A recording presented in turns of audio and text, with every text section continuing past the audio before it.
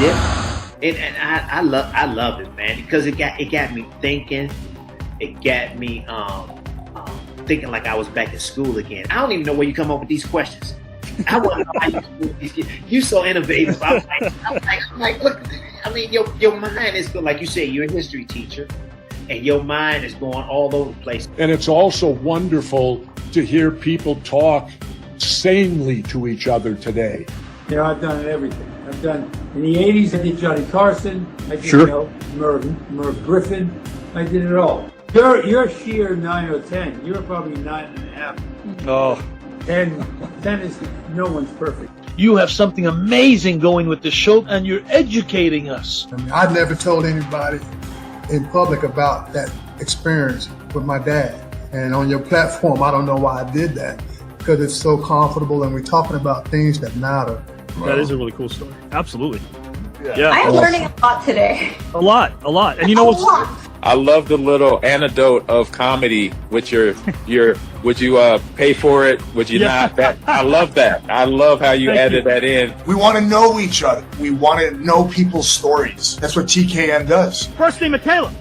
Last name Skinner. Welcome, my friend, to round 2 of the tournament. Thank you. I'm so excited to be here. Pleasure's mine. Absolutely. Yeah, this was seriously such a blast. I was so excited to come on here, and yeah, it's been incredible. It's not like an interview, it's like a conversation with your homie. I appreciate that more than you know, my friend. I really do. Tretch, my friend, I hope you have a great rest of the evening. Last name Ferrigno, first name Lou. Lou, welcome, my friend. Thank you. That's the best introduction I've ever heard in my life. You know something? You need to quit the show and be my moderator. So put your hand together for a majestic, out of this world, one-of-a-kind human being. First name Vivica, last name Fox. Welcome, my friend. Whoa, that was an awesome introduction. Let me tell you that. I don't think I've ever had anyone read my resume with such flow. Avi is a poet, but he doesn't know it, but his feet show it. You're unbelievable. Last name Wilkins, first name Lenny. Lenny, welcome, my friend, to the celebrity tournament. Well, thank you for having me, and I'm excited about it. I'm looking forward to this. It should be fun. Damn! You said it just like I wrote it. You gave me good eargasm tonight, man. I love your voice. I love the things that you talk about. Yo, this show is crazy. This show takes you crazy places. I appreciate that. Well, you're the best I've seen. You're the Michael Jordan or LeBron James, whoever you want to make the GOAT. This is why your audiences love you. This is why you continue to great guests, and great guests beget great guests. One of my friends was share about Tip O'Neill, the Speaker of the House, and what a smooth voice he had. Your voice and the way you project everything and share with your heart and soul. You got an incredible gift. I just want to do this again and again. I feel like I've made friends. And again, I've taken the competition part of it out because I've just enjoyed talking to you guys tonight. Oh man, most definitely. This is, this I think my top. Because when the intro you gave me, I gotta get to. I like. You deserve it. It really, truly, kind of blows my mind every time when we can get this many people together, thinking, mind melding, positive. Yes. Not having to agree all the time with everything, but not getting ugly about it. And not, it's just, I feel like it's a microcosm of what it could be. Did you have a nice time tonight in the green room? I had a great time. I can't tell you how refreshing it is that somebody knows what they're doing. You're a very interesting person. I mean, you with all this rhyming stuff, you must really put a lot of effort into this, and I would love to read or see something that you've written. Thank you. Because I'm sure it's really interesting. Or not podcast. I guess it's like we're just a show now. You're a show. You're a full-blown show. I can count my friends on one hand. Well, wait, on one finger. You. Oh man, thank you so much, my friend. You are awesome. Don't even hang your hats on the past, because if you don't heal from what hurts you, you'll bleed on people that never even cut you to begin with. It has nothing to do with your pain. Okay. So Tell him. you guys are bringing the best out of me. That is the truth. You guys Chris, did you have a good time? You've done a lot of interviews. Is this kind of up there for you? Yeah. I had a great time today, Avi. I mean, because you are engaged in what is a conversation and not a performance. Stars remind us of where we've been. They need not dictate where we're going. And I think in a way that kind of addresses this question. So in other words, I think it is almost inevitable that there's going to be pain, there's going to be scarring, there's going to be all kinds of this that's going to happen over the course of a life. She would sit at the kitchen table looking out the window for quite a period of time while the food was getting prepared. And I wish I had took that time to sit down with her and ask her questions about her being a child. All about family, and wow, I can tell you, my friend, your presence is a present, because even though we don't know each other very well, starting to get to know you has been a real present and a gift because of the truth and honesty that you share. It makes me a braver person. It makes me a more courageous person, and that's from my heart. Thank you, buddy. Thank you. And hey, if there's anything I can do for you going forward, I'm here. You just call me. This thing has drawn me out of myself and thereby drawn me into myself. But I learned a lot. And from you, Avi, I always learned something from you. Continue to work as hard as you can, because by working, Avi, you will keep yourself busy and get used to the grief. Another trio of questions, now more underrated. We have Billy D. Williams, Italian men named Skippy, or unicycle. I'm sorry, Italian men named Skippy. Put me away, Abby. Archie Bunker, the mountain climber.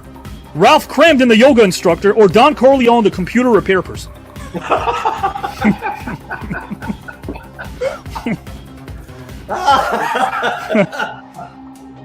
It's clearly an issue with the hard drive.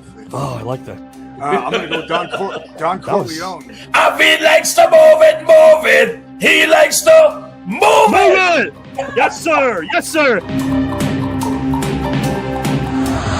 going for Christmas. Is it because it does create those amazing memories that and Sarge, I know you've been there too, because I've seen you at so many different great events for muscular dystrophy association.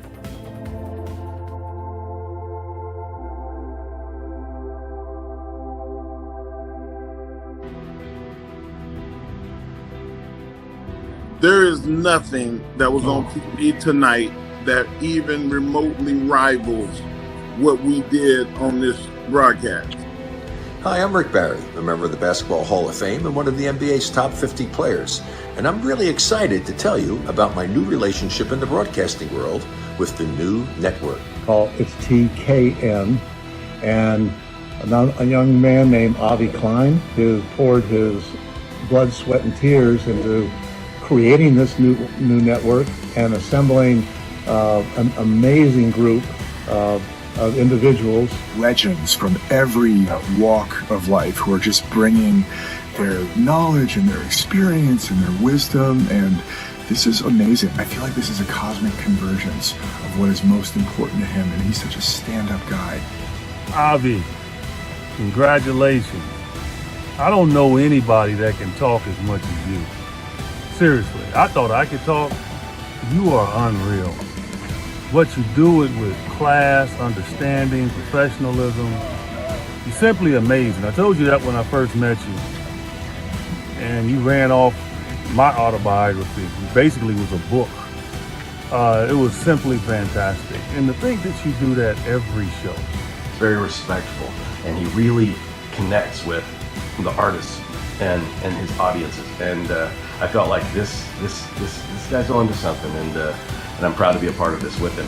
And I really thank your support. I lost my father, and you were the first person to support me in all that, and I thank you so much for that. It meant a lot to me. The greatest wealth is when you can share it with someone. You can share your victories, you can share your failures, you can express your deepest feelings, but the greatest wealth is to be able to say that I have a friend. And I feel an unbelievable level of wealth. And a lot of that is because I have somebody like you. You here to win the whole darn tournament? I don't play. I just win. Robert, would you like to win this entire tournament? You know, all those luminaries and athletes and strongmen notwithstanding, the most dangerous place on this show is between me and that prize. That's all I'm going to say. You're chomping at the bit to get in this thing. Oh, yeah, man. I've been telling you, brother.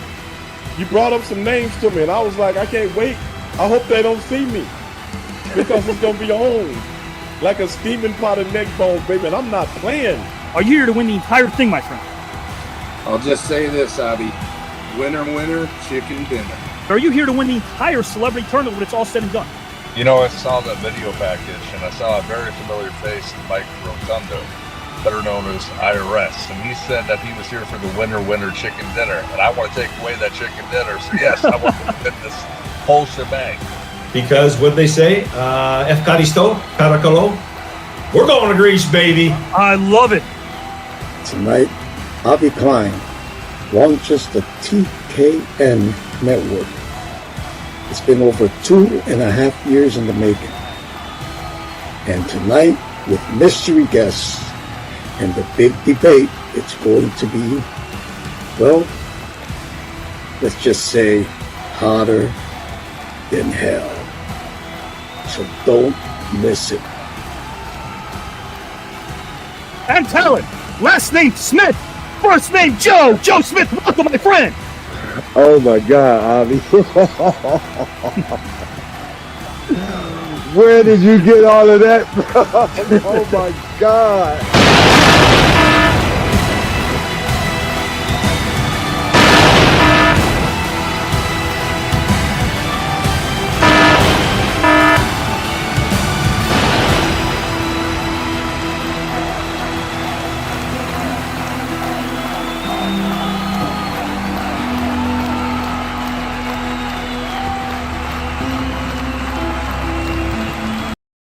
Guys and gals and pals, it's TKN Saturday night. This is the place for you to be. And as you guys know, this isn't a podcast. I'm not a podcaster. I'm a conversationalist. And this is a free preview event. It's an event. Remember when you watched Mike Tyson do his thing back in the day? Well, it didn't start off with a Mike Tyson match. No, before the Mike Tyson match, there was an undercard, as you just watched the video intro right now, with all the luminaries, 155 Hall of Famers for the world of sports, music, and wrestling, not to mention Oscar, Grammy, Tony, Emmy, Golden Globe, AMA, WGA, and Olympians, all competing for the pride of the prize. This is a sport of the mind, but as you know, this is also a place where strangers leave as friends. We love that. But in this arena, we do call this a sport of the mind, and I don't mind reminding you that you're the engine that makes this thing go, because as you know, every single time we come up to this arena together on a Saturday night and embrace these topics, we also embrace the men and women who are part of this thing. Mr. Mark Henry, Mr. Aries Spears. Guys and gals, you put the Mr. That shows respect, and I respect every single person participating in this. I also respect our corporate sponsor, Progresso, because as you guys know, let me not rip their packaging here. Progresso soup, chicken noodle, we love them. They've been amazing. They've been collaborating with a lot of our guests as well.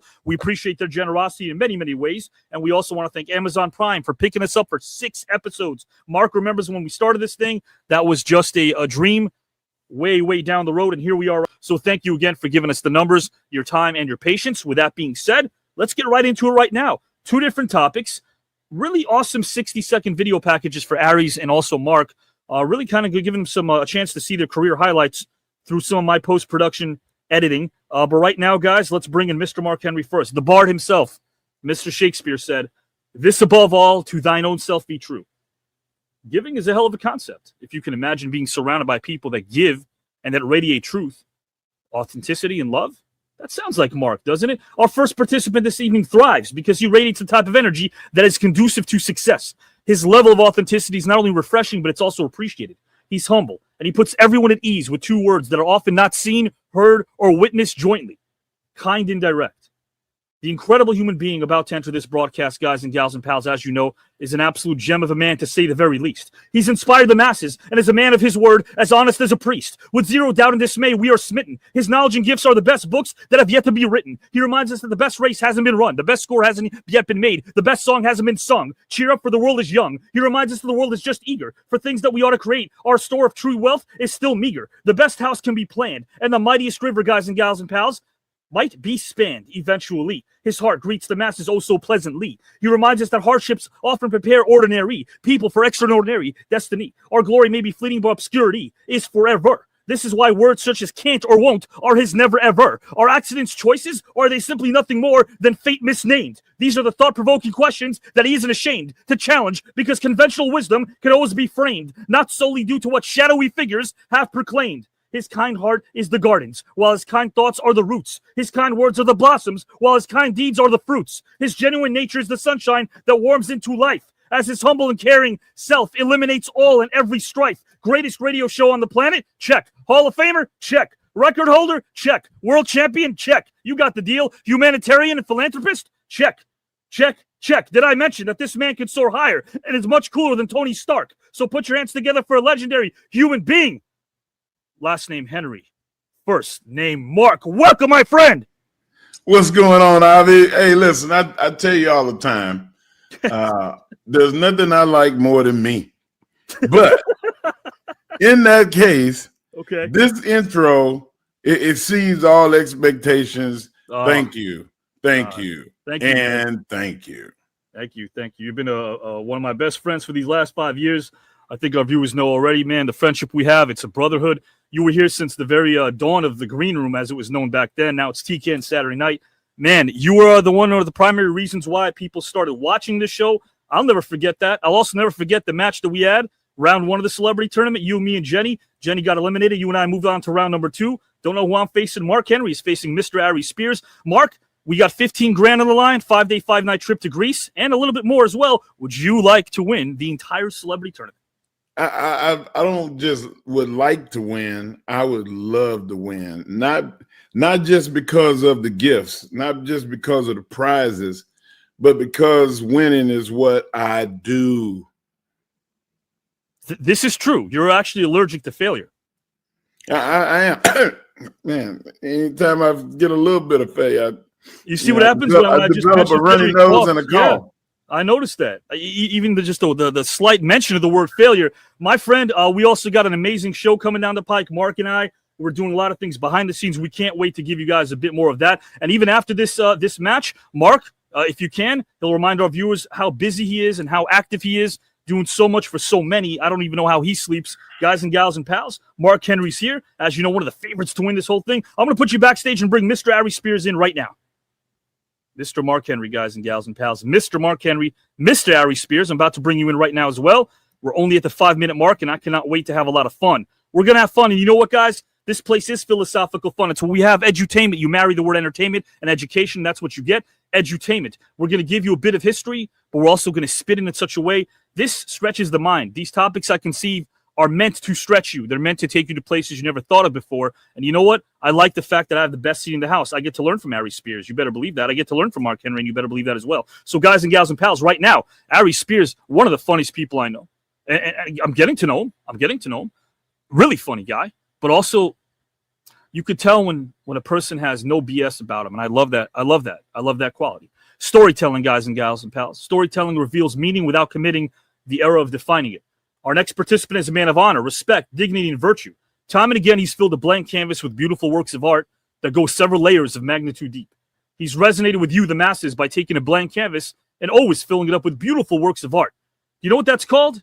Honest and truthful storytelling. And through his works of art, we, the audience, have benefited greatly because he's given us a smile and a laugh even when we thought we didn't have one. Guys and gals, this individual moved to New Jersey in 1986 at the height of the stand-up comedy revolution. Air Jordan and hair bands like Bon Jovi, Poison, and Winger. His mother was quite the artist and inspirational force, as she was an accomplished jazz singer. As a teenager, she immersed herself in the music of jazz, blues, and R&B. By the time she was 17, she was already singing professionally. Gradually, word of her amazing voice spread from Chicago to New York and St. Louis. Then after meeting Lionel Hampton and Bryant Park, the rest, as they say, is history. All of this, guys and gals and pals, is to say that the talented, drive, and determination definitely runs in my guest family. This luminary grew up watching comedy, boxing, and rap. After aspiring to success in the former, he soon thereafter attempted the latter. TV, guys and gals, helped raise him as he observed the legends such as Richard Pryor, Red Fox, and Mantan Moreland. Soon his audiences would be clamoring for more and give him a mighty hand. At age 14, he put his name in a hat quite literally in the hopes of going on stage. And not to sound smug, but pull at our comedic heartstrings or perhaps just a tug. His name wasn't selected, guys and gals, originally. So at the behest of someone who was advised to go to the Uptown Comedy Cafe in Harlem, where he did 2 minutes of impressions, and right there, he got the bug. His first big break was Def Comedy Jam when he was only 16, but he didn't get on that first year.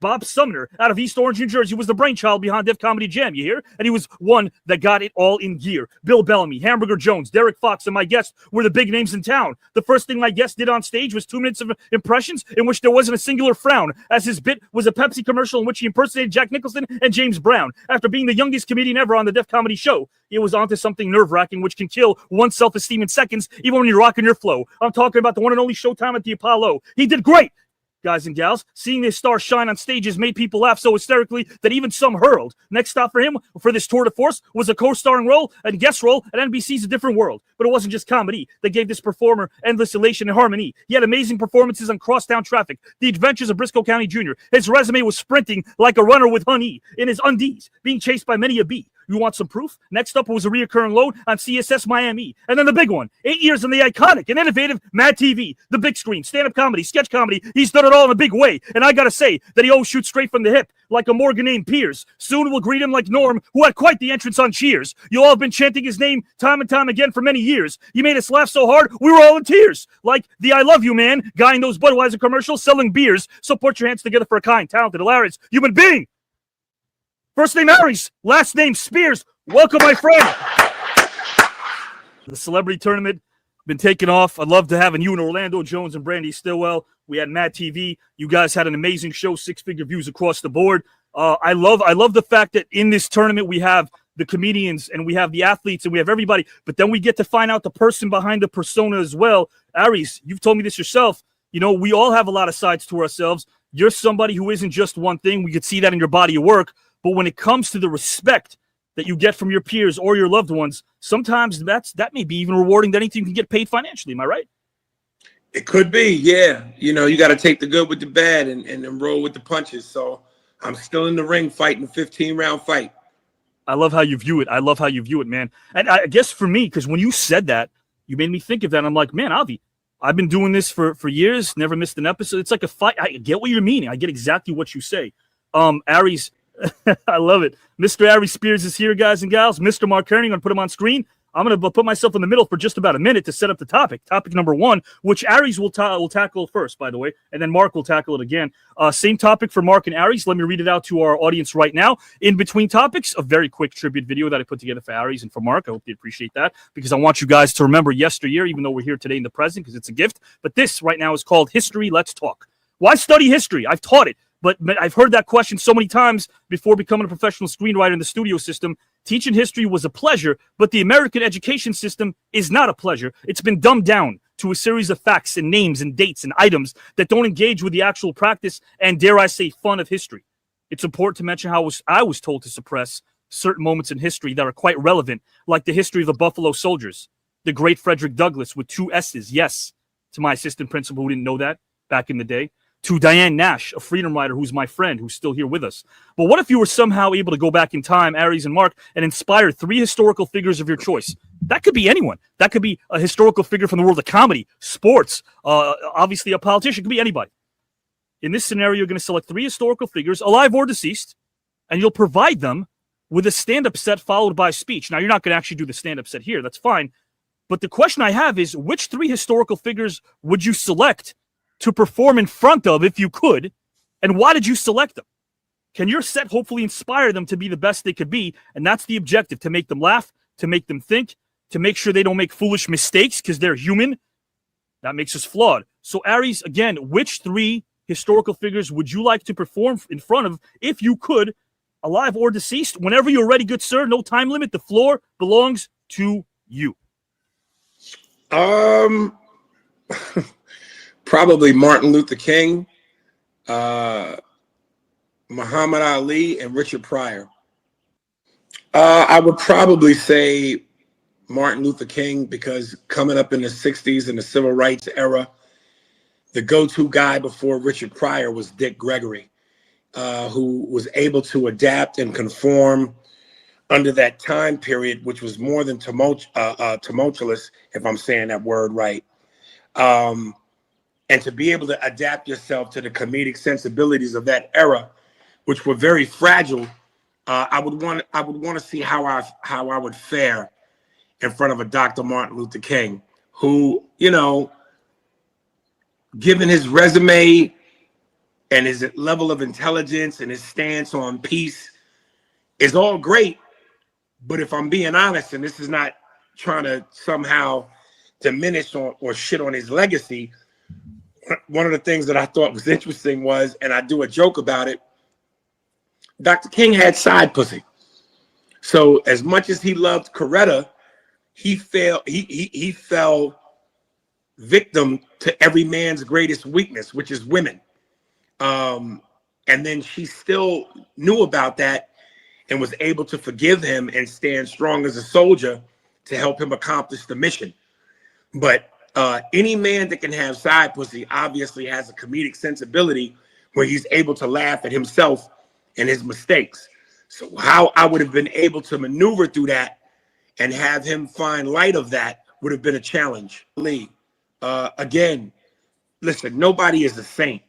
And as much as we put our cultural figures on a pedestal, a la Pryor, Ali, King, every man comes with flaws. And certainly Muhammad Ali, to his own admission, through every documentary I've ever seen, he was a womanizer. Now, does that take away from his greatness? Absolutely not.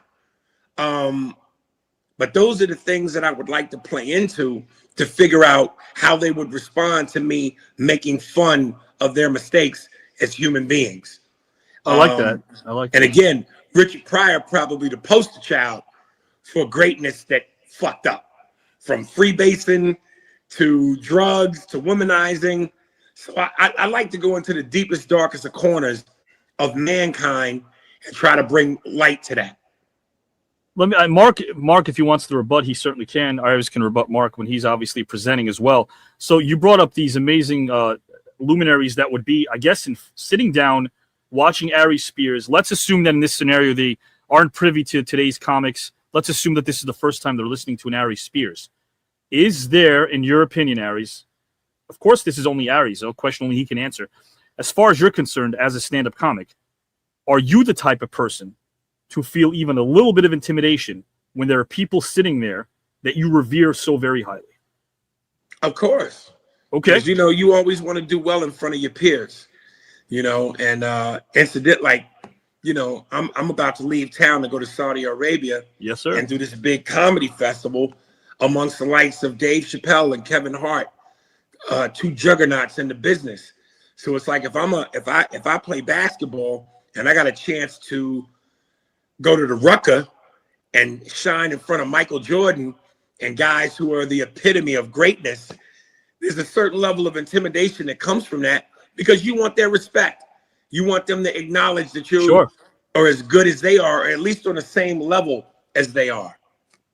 What about the other way around? So let me ask you this. What if there's an empty room? This is a weird question, but if you think about it, can an empty room be just as intimidating as a packed house? I don't mind an empty room as long as the participants are great. You know, you can perform in front of a packed house, but if the crowd sucks, it might as well be an empty room. But if you got two people in a room that holds 300 and they give you their all in terms of love and acceptance, it feels like a full room. Right. Okay. I see how you're breaking it down. You brought up Martin Luther King. So, of course, a lot of people don't know this, but we know he was bugged, obviously, by J. Edgar Hoover. What a lot of people don't know is Hoover was next door neighbors with LBJ. Not LeBron, but other LBJ, Lyndon Baines Johnson. And Lyndon Baines Johnson had a vendetta. So the reason why I'm tying this all together is this. Martin Luther King Jr. needed a laugh. He needed to laugh a lot. He was dealing with a ton. As a matter of fact, he was probably going to run on a ticket. Not in 68, it was too late, but he was going to run on the 72 ticket. A lot of people assumed that he would have. My question is this, though. So if you're doing a stand-up set, we talked about this. Imagine you have these corporate people that are expecting Aries Spears to fit the certain mold based on the atmosphere. How much of your routine do you actually change to fit the room, to fit the actual event that you You were. don't know Aries Spears. Oh no! I want our audience to. He I know the ain't answer. I changing already know the shit. answer. I already know the answer. He I know, not Mark. I changing swear, I know nothing. the answer. I just our Oh my audience may not know gosh. Harry Spears. Well, it's easy to say that because Yeah. as an '80s baby, my era was Eddie Murphy. Yeah. Before that, my dad's era was Richard Pryor. I was born in '75. Sure. So really the '80s was my era, but because I'm a student of the game, Yeah. I watched everything from Mantan Moreland to Pigmeat Markham to Moms Mabley. So I want to believe that I would stay true to who I am, but given that era, you had to alter yourself a little bit, maybe, I guess. But part of what made Moms Mabley and those people trailblazers, not necessarily Pigmeat Markham and Step and Fetch It, because they truly had to do what they were given. They took what the defense gave them. But I think once you got into the 60s, where black people or a black person was more rebellious, a la a Dick Gregory, he set the tone for fighting the establishment. Sure. So as much as I want to believe that I would be brave enough to go that route, I don't know because I wasn't in that time. But I would like, but part of where I come from is I grew up with a mother and father who made me watch a lot of the black and white documentaries and footage of black people in struggle. So they helped to build my character through strength and for lack of better words, rebellion. Sure. So I come from that. So if I would have had also the an same artistic parents family back because then your mother was instill that in me, Yeah, I'd like to believe that I would fight the system. And how about this, though? Here's a cool question I want to ask you because I was thinking about this. Look, Mark Henry's a professional stand-up comic. Aries Spears is a professional stand-up comic, of course. Something doesn't quite fit here, and that's me. I did amateur, not professional. And it doesn't quite relate to these two greats. But what I'll say is this, though. What I learned is you can shuck and dive. You can do a little bit of maneuvering if the audience, of course, is not being receptive. That's called thinking on your feet. As you mentioned, being funny is being funny. That's universal. Don't you think that it's a sign of the times to say that the stand-up comic today, of course, we know how people are being canceled left and right, but without conflict, is there really an effective stand-up comedian if there isn't conflict in the world? And people might say, when did that happen? It happened. It happened in 91. For a brief period of time, when Bush Sr.'s approval rating was 92%, thanks to Schwarzkopf and the Gulf War, everyone and the entire globe was at peace for about a year. What does the stand-up comic have to do with conflict affecting their performance? Don't you think that Jay Leno was able to rise as the monologue king of the Tonight Show, wars against David Letterman due to the O.J. Simpson case? Like, those controversies lend themselves perfectly to the stand-up comic, right, Aries? I mean, well, there are certain things that lend itself naturally to stand-up comedy, but that doesn't define you as a comic. Okay. If you look at Jay Leno, yeah, you can call him the monologue king all you want, but how far was he really willing to go? Couldn't really go. There's a certain area in safety where you kind of, you want to say what you want to say, but you still are held within the confines of the network. Sure, standards and practices. Yeah. And to the people who don't stay within those confines, I think that's the thing that separates the boys from the men. Really, really well put. I'm going to ask Mark Henry the same question, guys. I'm going to reframe it and ask the question to Mark out loud in case anyone's watching this or just joining us right now. If Aries wants to rebut, he can feel free to do so. Guys and gals and pals, again, thank you for watching. Thank you for tuning in. This is a question that I think is interesting to unpack because it's called History Let's Talk. Mark, in this scenario, you're going to select 3 historical figures, alive or deceased, and you'll provide them with a stand-up set followed by a speech. The question I have is, which 3 historical figures would you select to perform in front of? Why did you select them? And the objective, of course, is to make them laugh, to make them think, to make sure they don't make foolish mistakes down the road. Mark, whenever you're ready, the floor is yours, good sir. Well, I'm going to give you mine. Bass Reeves. A lot of people don't know who Bass Reeves is. Bass Reeves was the real Lone Ranger. and it just so happened that Bass Reeves was a black man. Bass Reeves had 4 guns.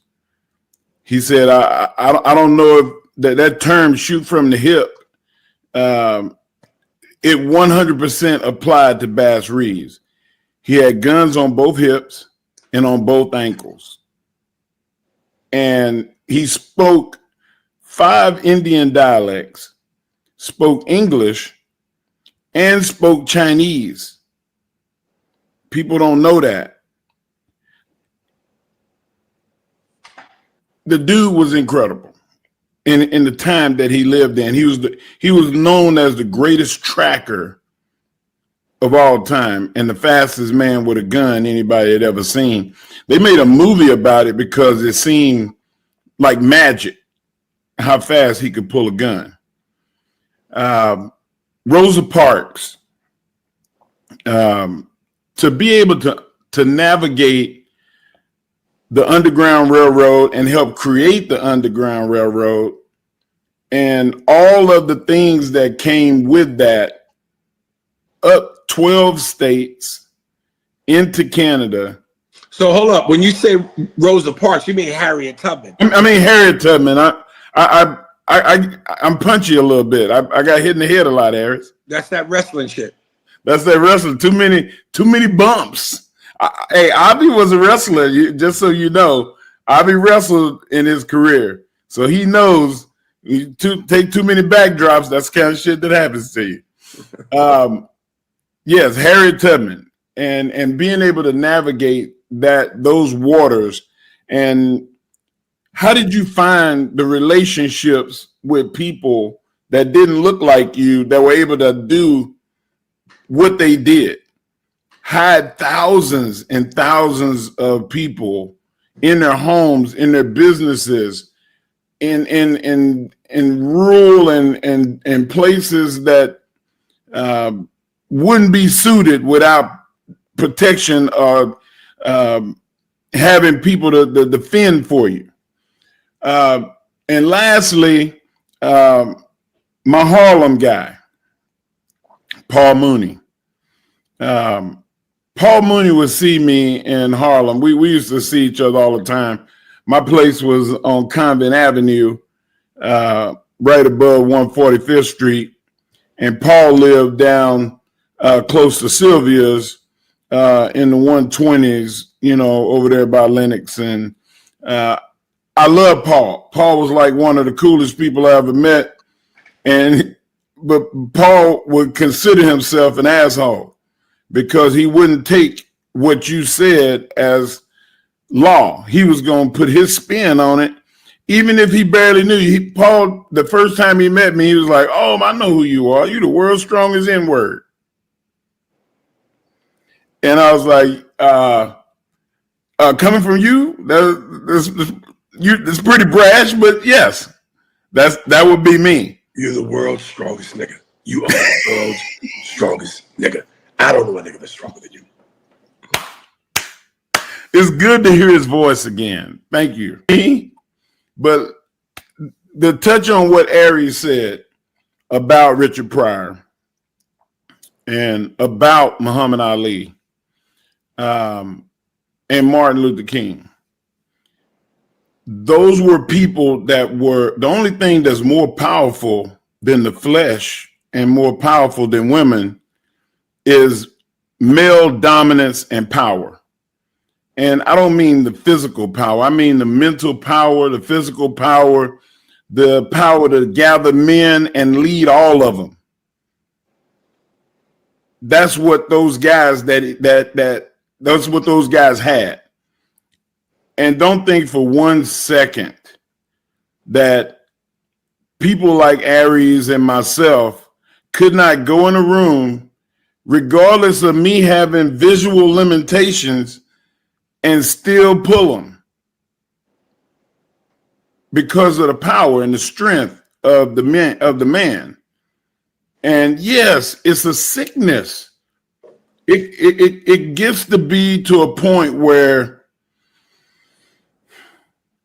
you don't have enough time in the day. Wilt Chamberlain, like some people make it a competition. The guys that make it a competition, I have no respect for. But the people that walk in a room and the woman that considers herself to be the finest, the prettiest, the most talented, they're going to seek you out, and they won't always. They won't always be nice.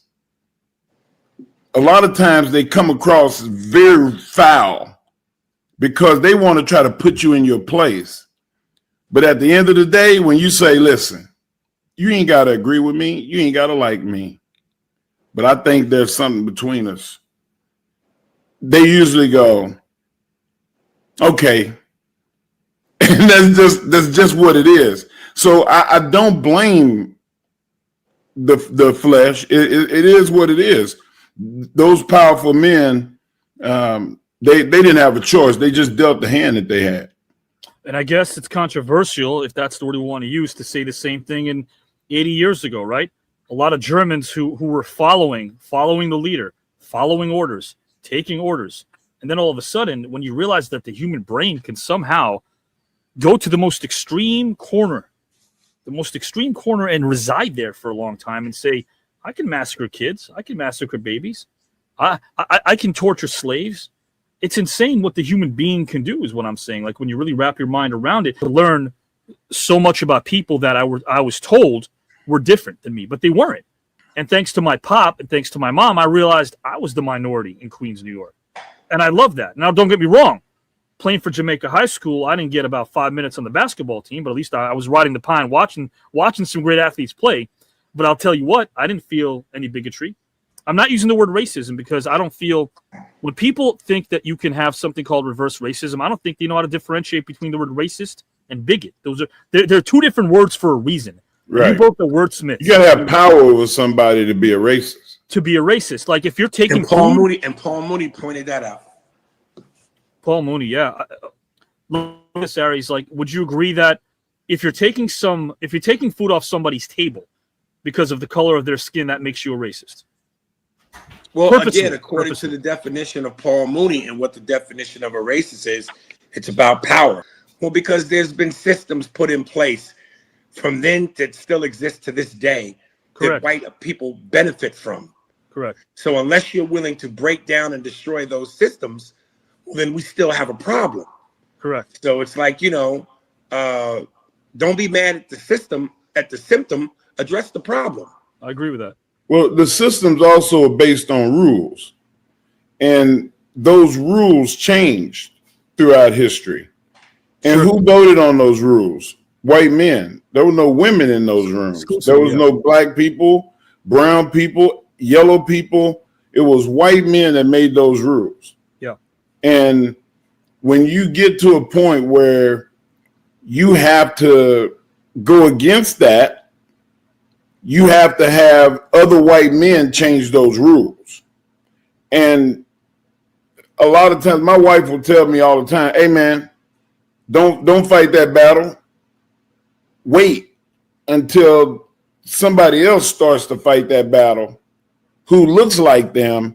And then you go stand next to them and go, yeah, I appreciate what you're doing. Like, so you need strategy and tact to change the foundational rules of what makes bigotry and racism prominent. With Martin Luther King, in his speech, he said, I may not get there with you. He did. Because he had accepted already that what I'm doing is going to get me killed. Okay. But don't let me die for nothing. Maybe you know what, and that's true. Maybe we should start with something simple like, and again, I don't use profanity a lot in the show, but you know what? Let's cut the bullshit. When people say they don't see color, they're lying. They're lying. Now, color doesn't affect my judgment based on how I perceive somebody. It doesn't. But when I look at myself, I see a light-skinned person. When I see Aries and Mark, I see dark-skinned human beings. I see that. I'm not blind. I can actually see that. But that doesn't affect my decision-making at all. It doesn't affect what decision I make in terms of being a friend of theirs or taking the shirt off my back if I could give it to them simply because of the color of their skin.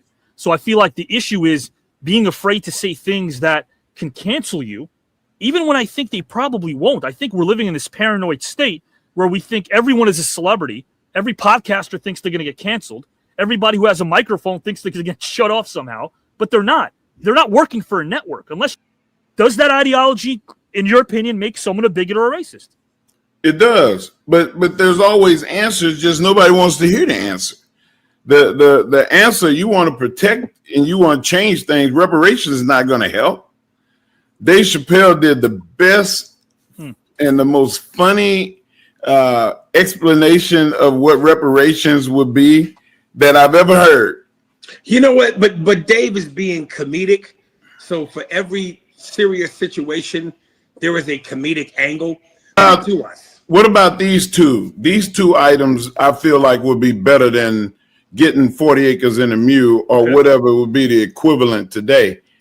The insurance, life insurance forever for people that were affected by slavery.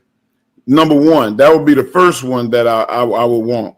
The second one is education to death. It didn't matter. You never had to pay for college. You could go to, if you can make the grade for Harvard, you should be able to go to Harvard and take that and get that education. Stanford, Columbia, you name it. Like those are two things that, because of your work and because of what you're willing to put into it, can change life and give you generational wealth. Also, the insurance thing is if I'm insured, nobody's going to try to kill me because my family is going to get paid. And then they're going to. Well, if you're insured, depending on the policy, your wife might try to kill you. I'm saying about comedy can be infused in any dark moment. But I was just being comedic. But I understand it saved me after my career. No, I disagree with Aries. It should be, but it can't be today. It can't be. It should be, right? Should and can't, right? It should be.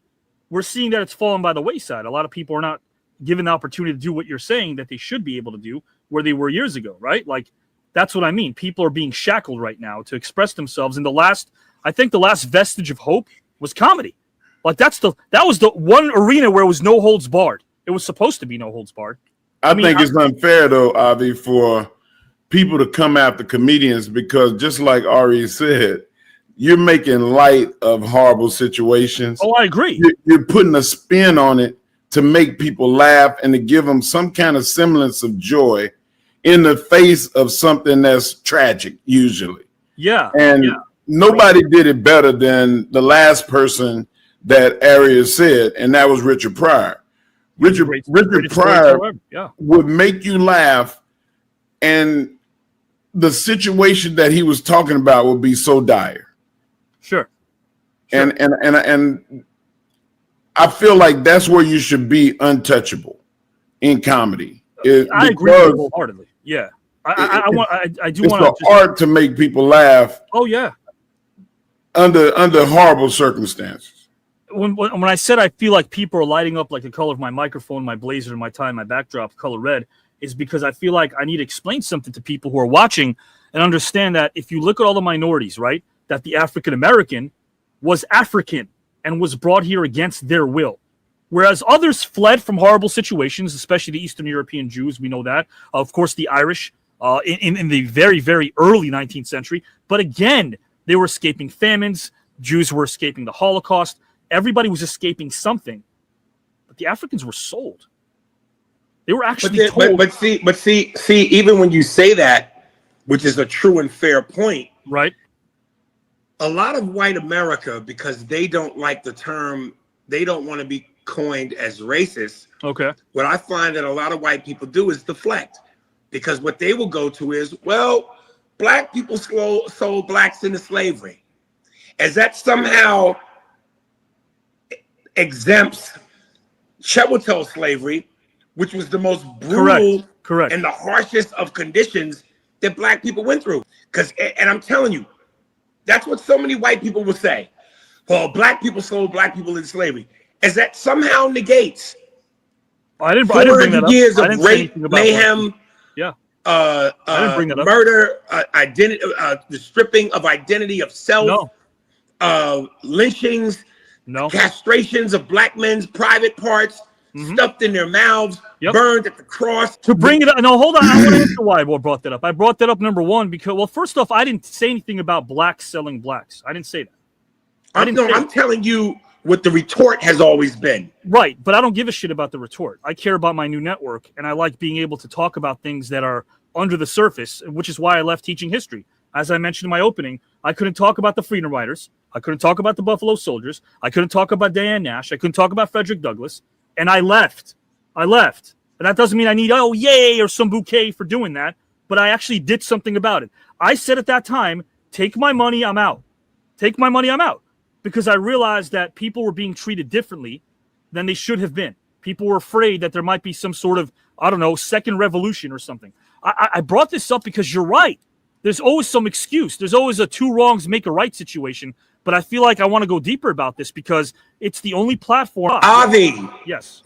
They're called Native Americans. Why the are they true called Americans. Native? Why are they called Native? Why are they Native? Wasn't this their country before Christopher Columbus got here? Correct. But what I mean is, why don't we remove the tagline? Why are they not Americans? Why are Native Americans not Americans? For the same reason that African Americans aren't Americans.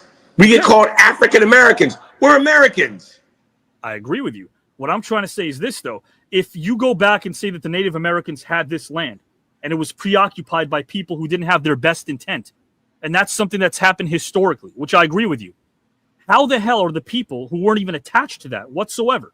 I'm not talking about people who were able to be a part of that horrible massacre that occurred to 72 Indian tribes. 72 of them were slaughtered in about a span of 4.5 years. But what about those who did come here to this country and legit never felt racism or bigotry where they came from? You know, you talk to Germans sometimes, post-World War II. You talk to the English folk, obviously post-World War II and Churchill, and they're like, man, we come to America, and we thought this was the most liberated country in the world, and it's the opposite. We're more racist and bigoted than any other country is. But those are the people that are coming into this country is what I'm saying.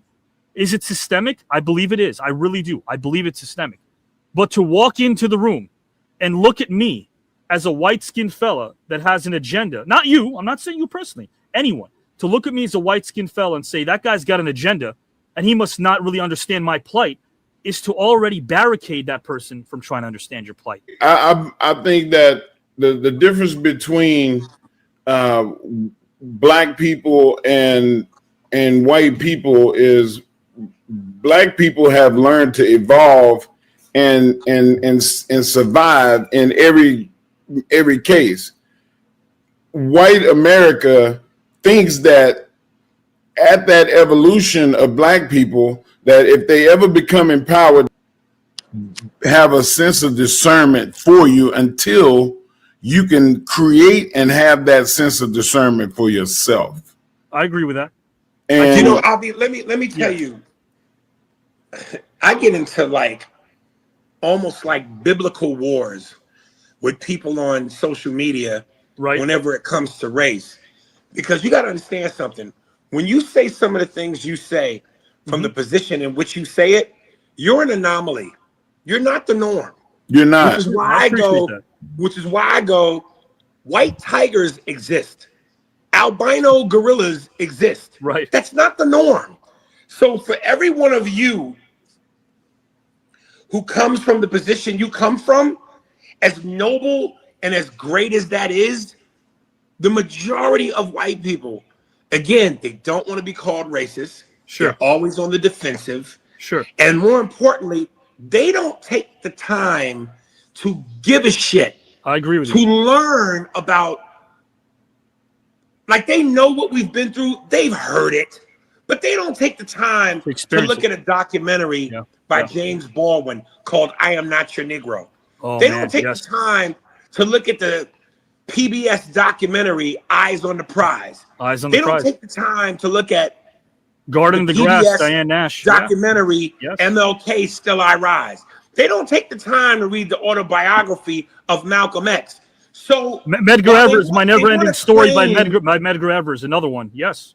So why they want to claim they're not racist, simply by saying so, you have a bigger responsibility than just saying you're not.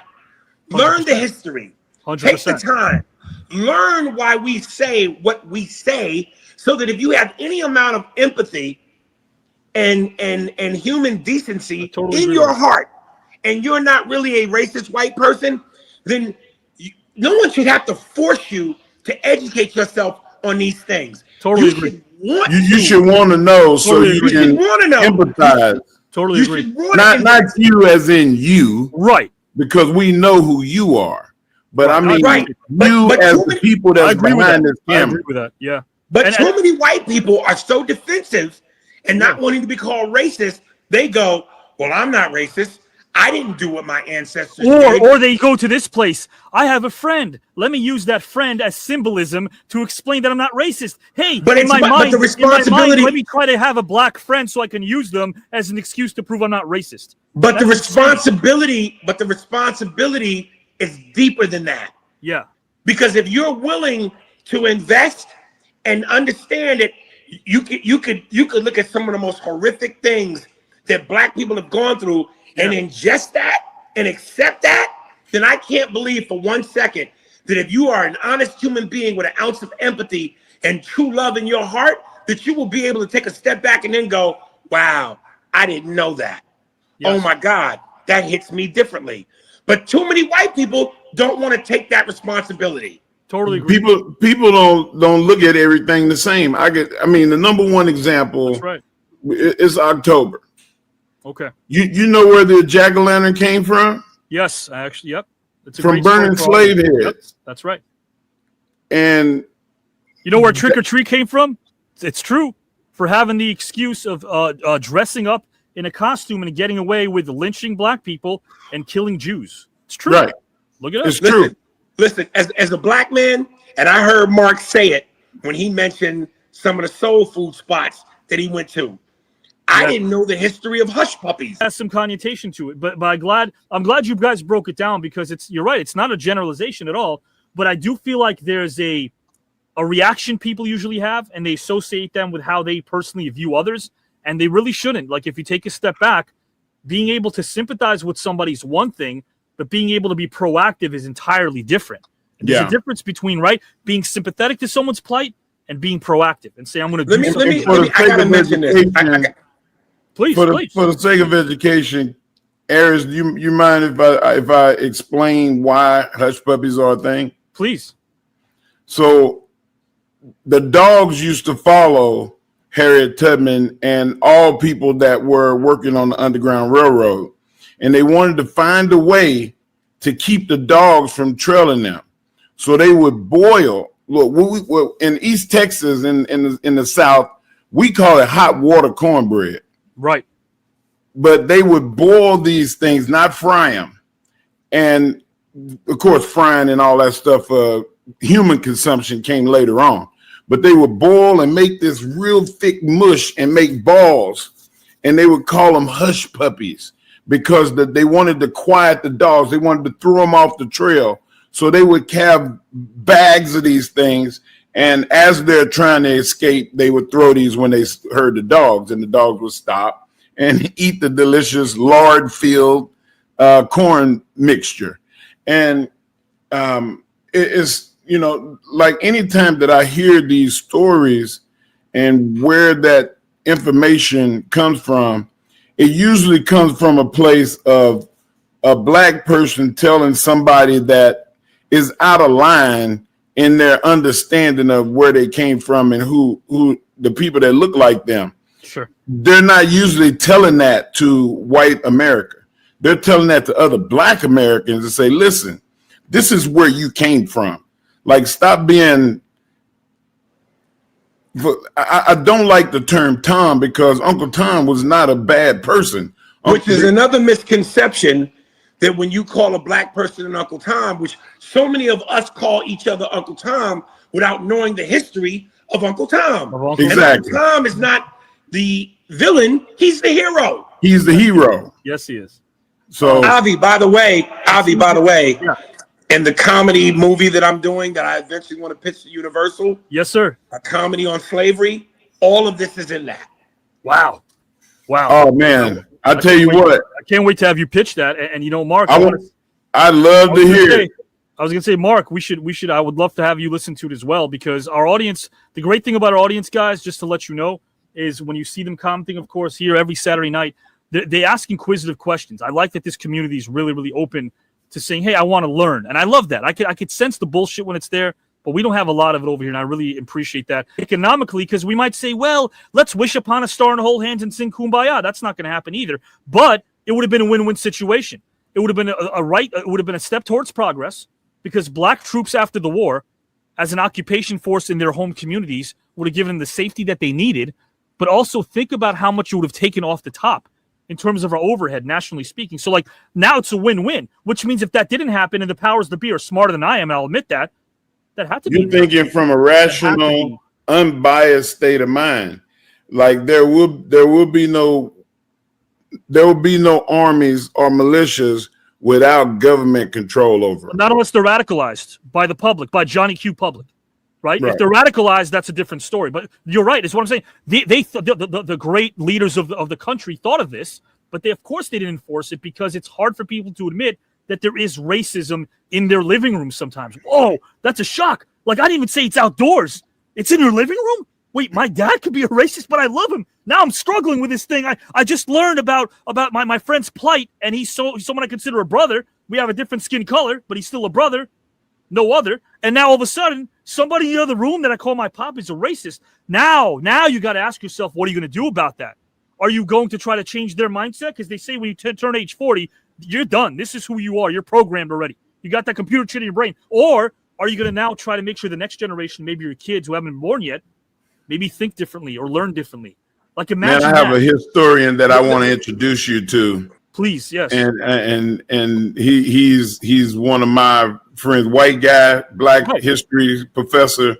Right. Like, you really need to talk to this dude, because his ability to diagnose as well as point out is incredible. Diagnosis. Let me just say something, please. And again, when I go to war with people on social media, which my manager and agent and all the people that are part of my team say I shouldn't do. I respect you, but because I am who I am, I'm like Tony Montana Scarface balcony scene. I'm shooting at 1,000 Colombians. So let me say this: when I even even shot Chi-Chi by accident. Remember? I'm sorry, little Chi-Chi died. Yeah, but Tony didn't do it. The Colombians got him. Yeah, he didn't open the door for Chi-Chi, right? Right. So one of the most disheartening things to me is when there are other people of color, and if I'm being specific, Asians to a small degree, but mainly Hispanics, where once black people start talking about our history in this country, they put up the meme card, the victim meme card. Right, yes. Where they do the violins. And they go, well, there's been so many Irish, Italian, whatever. There's been a lot of ethnicities that have gone through what y'all have gone through. Famous picture. I don't know her name, but there's a famous historic picture of a black woman hanging upside down from a bridge. Yes. And if you know this, Stella Getty, yes. And if you know this story, her husband, a black man, was killed by a mob of white men. That's right. And because she was defiant and trying to bring them to justice, a group of white men took her, hung her upside down from her ankles. She was pregnant. That's right. But prior to them hanging her, they cut the fetus out of her womb. And they stomped on the fetus to the point where you could hear it squeal. So to all those people who go, black people, y'all constantly playing victim. We've been through things too. Because at the end of the day, wrong is wrong, fucked up is fucked up. Sure. But if we're being honest, to the people who go, you're playing victim. Oh, stop crying. You're totally right. It's easy for you to say that when you don't have the history that we have. You're totally right. I told the other day somebody that when you hear my do now, when I used to write my do now, I would write, and I'll get into topic number 2 in about 5 seconds, but I wrote down the word Black Panthers. I would always do that. And much to the chagrin of my AP, they weren't bad. Whoa, what a shock. He goes, what do you mean? Because even Will was kind of curious. He was very inquisitive. I said, did you know that they had communities that they built in which they provided jobs? They had their own radio station. They had their own schooling. That's where free lunch came from. Correct. It was the Black Panthers created the free lunch system in America. Absolutely. Wait, they had their own radio stations? I'm like, yeah, they had their own radio stations. They had their own media. They created their own jobs when they weren't afforded the right to actually have a job. So they were doing all these things in their communities. And then here's the problem. They splintered. They splintered into different groups because they thought that the commanders in chief, the people in power, were going to somehow help them out. It didn't happen. They relied way before Jimmy Carter. They thought that John F. Kennedy's death would have led to some sort of understanding of their community. It never happened. LBJ was never intending on having that happen. But the narrative that they always paint is these were a bunch of violent. That's why I put a smiley face. That was created. That's why I would put a smiley face on my Do Now chalkboard next to the name Black Panthers. And when I told Willem Dafoe the story, he goes, "Why'd you put the smiley face?" I go, "Because that takes the heat away from them. People always hear that word and they think it's taboo. They don't understand how much good they did in their communities." The problem is, again, they splintered. They splintered and they splintered and they splintered. LBJ. You know why they splintered? They splintered because there was the pro guns and the no guns. Yes, that's right. And the ones that Huey P. Newton and the guys that wanted said, no, we're going to walk around with guns and police our own areas. Yes. We're not going to let people come in, the cops included. Yes. We're not going to let people come into our community and snatch black men and women out of their cars and put them on the ground on Sunday morning before they go to church. You're absolutely right about that. Let me say something that I gotta say real quick. Aries, I just want to say super quickly, because I want to hear what you have to say. More important than what I got to say, but I know my scattered brain syndrome will make me forget this thing. I got to say this real quick. It's Mark, you're 100% right, but this is also why, if people do their research and figure out why Robert F. Kennedy died within a few months of when Martin Luther King got assassinated, April, of course, of 68, and then RFK gets assassinated in June of 68. These are two human beings that were working on reestablishing what the Black Panther Party and organizations were. There were 9 other organizations, and they were actually coming together. Robert F. Kennedy, his goal was to make sure, not because he cared about them so much, because Robert F. Kennedy wanted their vote. Regardless, his agenda was to make sure that he was able to, again, take 9 groups that were splintered and bring them together.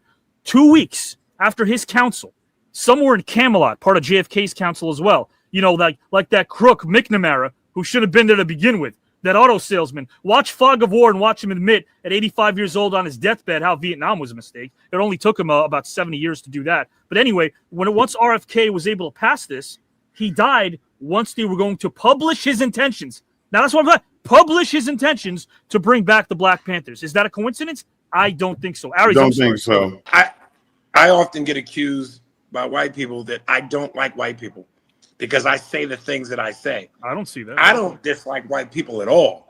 Other foot.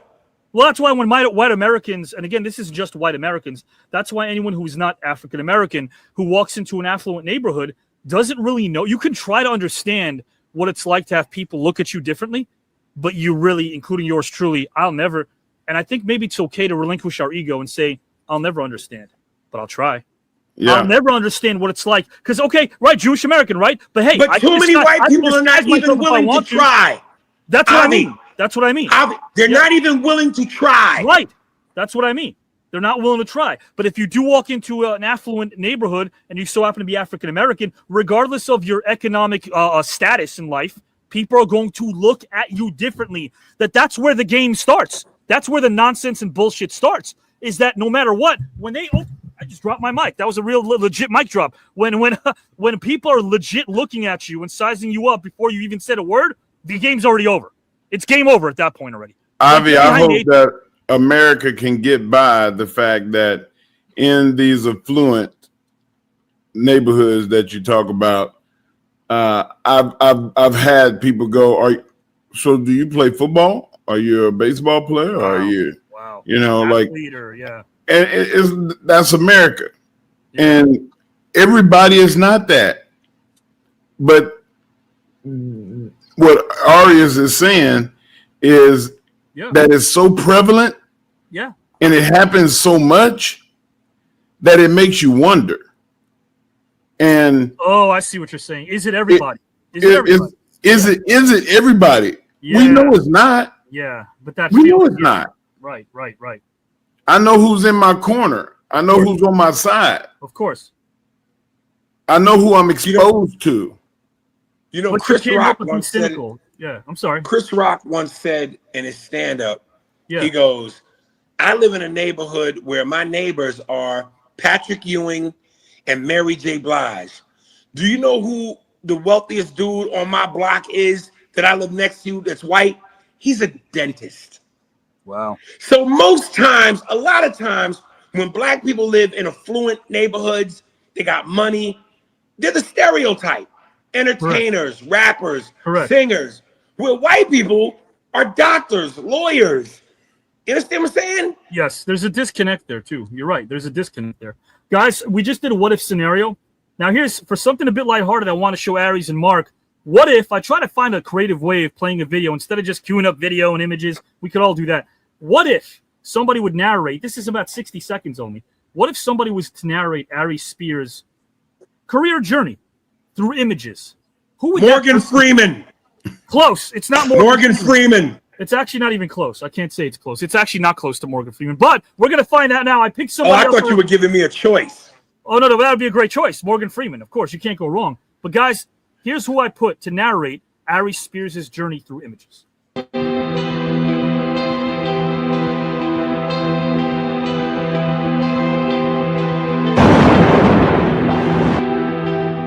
I think everybody has talents. And all you have to do is find what your talents are and put focus into it. You know, and I don't have a set, like, oh, I want to play this type of character and I won't play that type of character. I'm receptive to anything, you know, and when the right thing comes along, if it's serious, if it's funny, if it's silly, if it's low, but see, put it this way, I just do whatever makes me, I get the most, gratification from as an artist. You know? The most gratifying thing for me as an artist is to be able to have some longevity and to be able to connect with an audience, you know, different generations, to be around for a while. Ultimately, I just want to be known as a person who wants to make people feel good.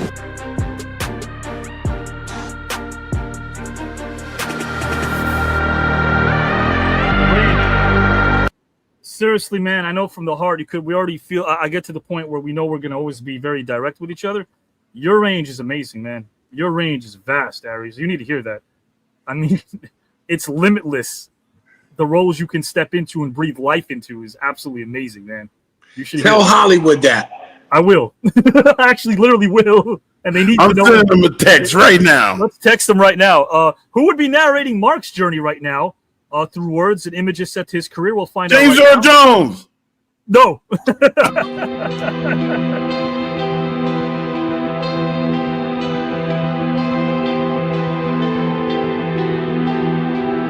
our slogan must not be "Burn, baby, burn." It must be "Build, baby, build." Organize, baby, organize.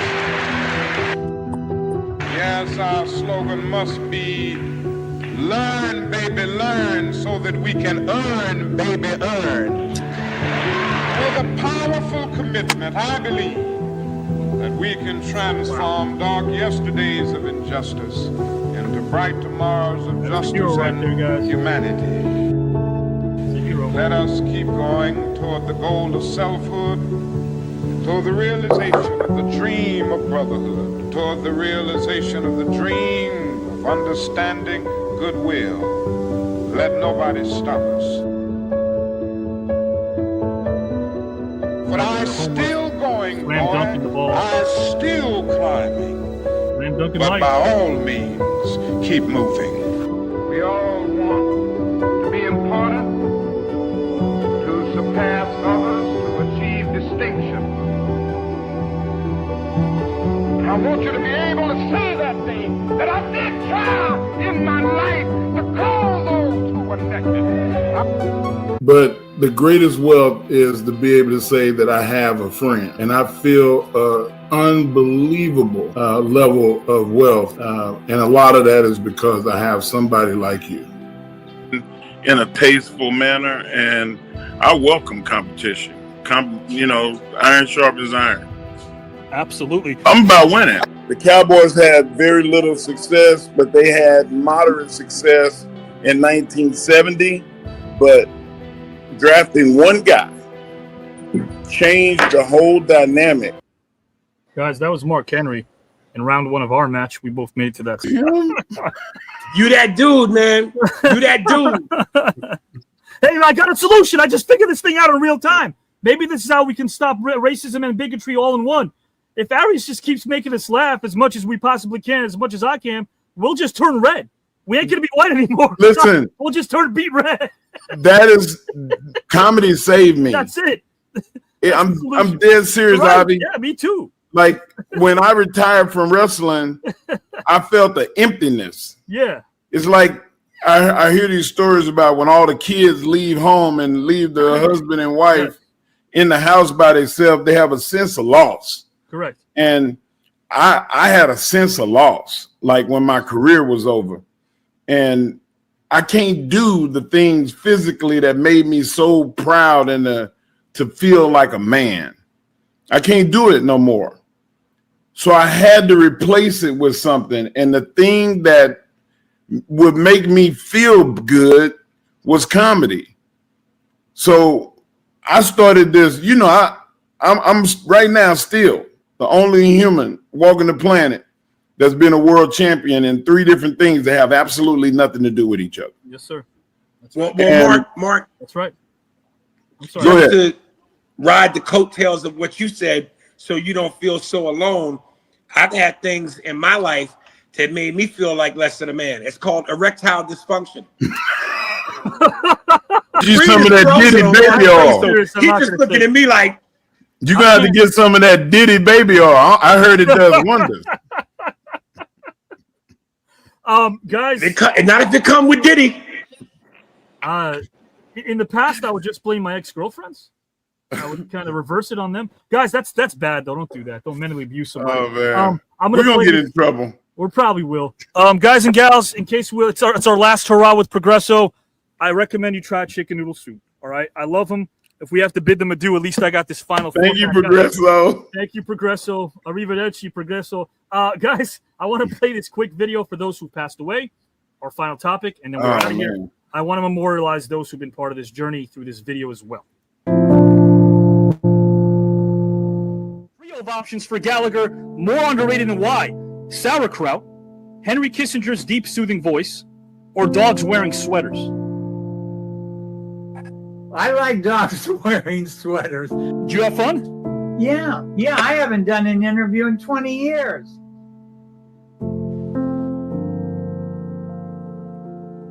Mr. Sizemore, first name Tom.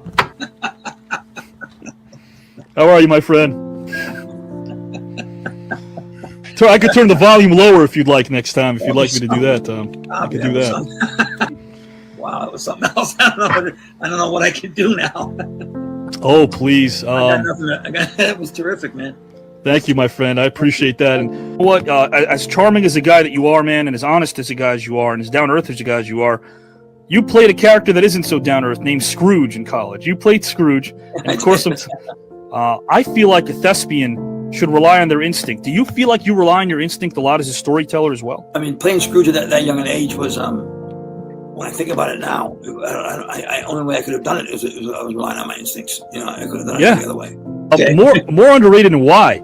Unicycles, Italian men named Skippy, or sophisticated dinosaurs?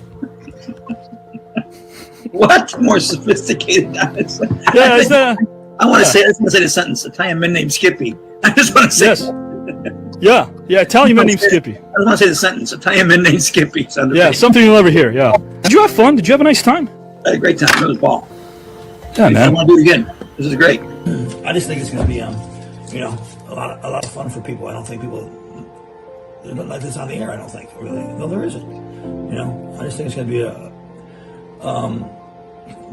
I'm very interested in how people respond to it, because I know it's going to be interesting and see if people tune in and stay tuned in, and I really hope they do. And I'm all yours, bro. Let's go out and make this work. All right, I'll talk to you soon. Okay, bye. Night before he slipped into a coma. I teach a workshop, and one of my students finally said about my class about iambic pentameter. He finally said, "I got it," and he was excited, and it was both his elation and those 3 words that make it worthwhile, right? Amen. Amen. You got it. But I think I've got to have equally passionate people involved in the production of it. That passion will override any reservations anybody has as to the show's potential for entertainment or education. Did you feel as if transitioning to the stage and performing live theater was a natural fit for you? Yes, I did. I always felt very comfortable on stage, more so on stage than I did in film or television. So I'm looking forward to you, Avi, giving me your thoughts and your input, because as I told you, that piece that you sent me is, I love good writing, and I think Thank that's you, been sir. the secret of my career. And this is a beautiful piece of writing, as I said. I'm referring to the piece that you wrote me. You're onto something because you're a writer. You're a creative force, and I want to hook up. Thank you so much for those kind words, guys. Thank you for being you, my friend. I appreciate you and respect you wholeheartedly. And that goes double for me to you, Avi.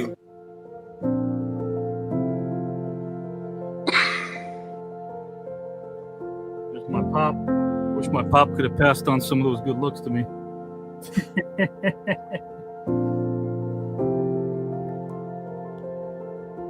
Big guy, about 6'7". Very shy, very quiet. You guys would like my pop. He was the real deal, man. He really gave me a lot of. What did you think about the show? So I'll tell you really quickly. He never had internet. Didn't want internet. Didn't want a computer. Didn't have Wi-Fi. None of that stuff. So the day he was quick story.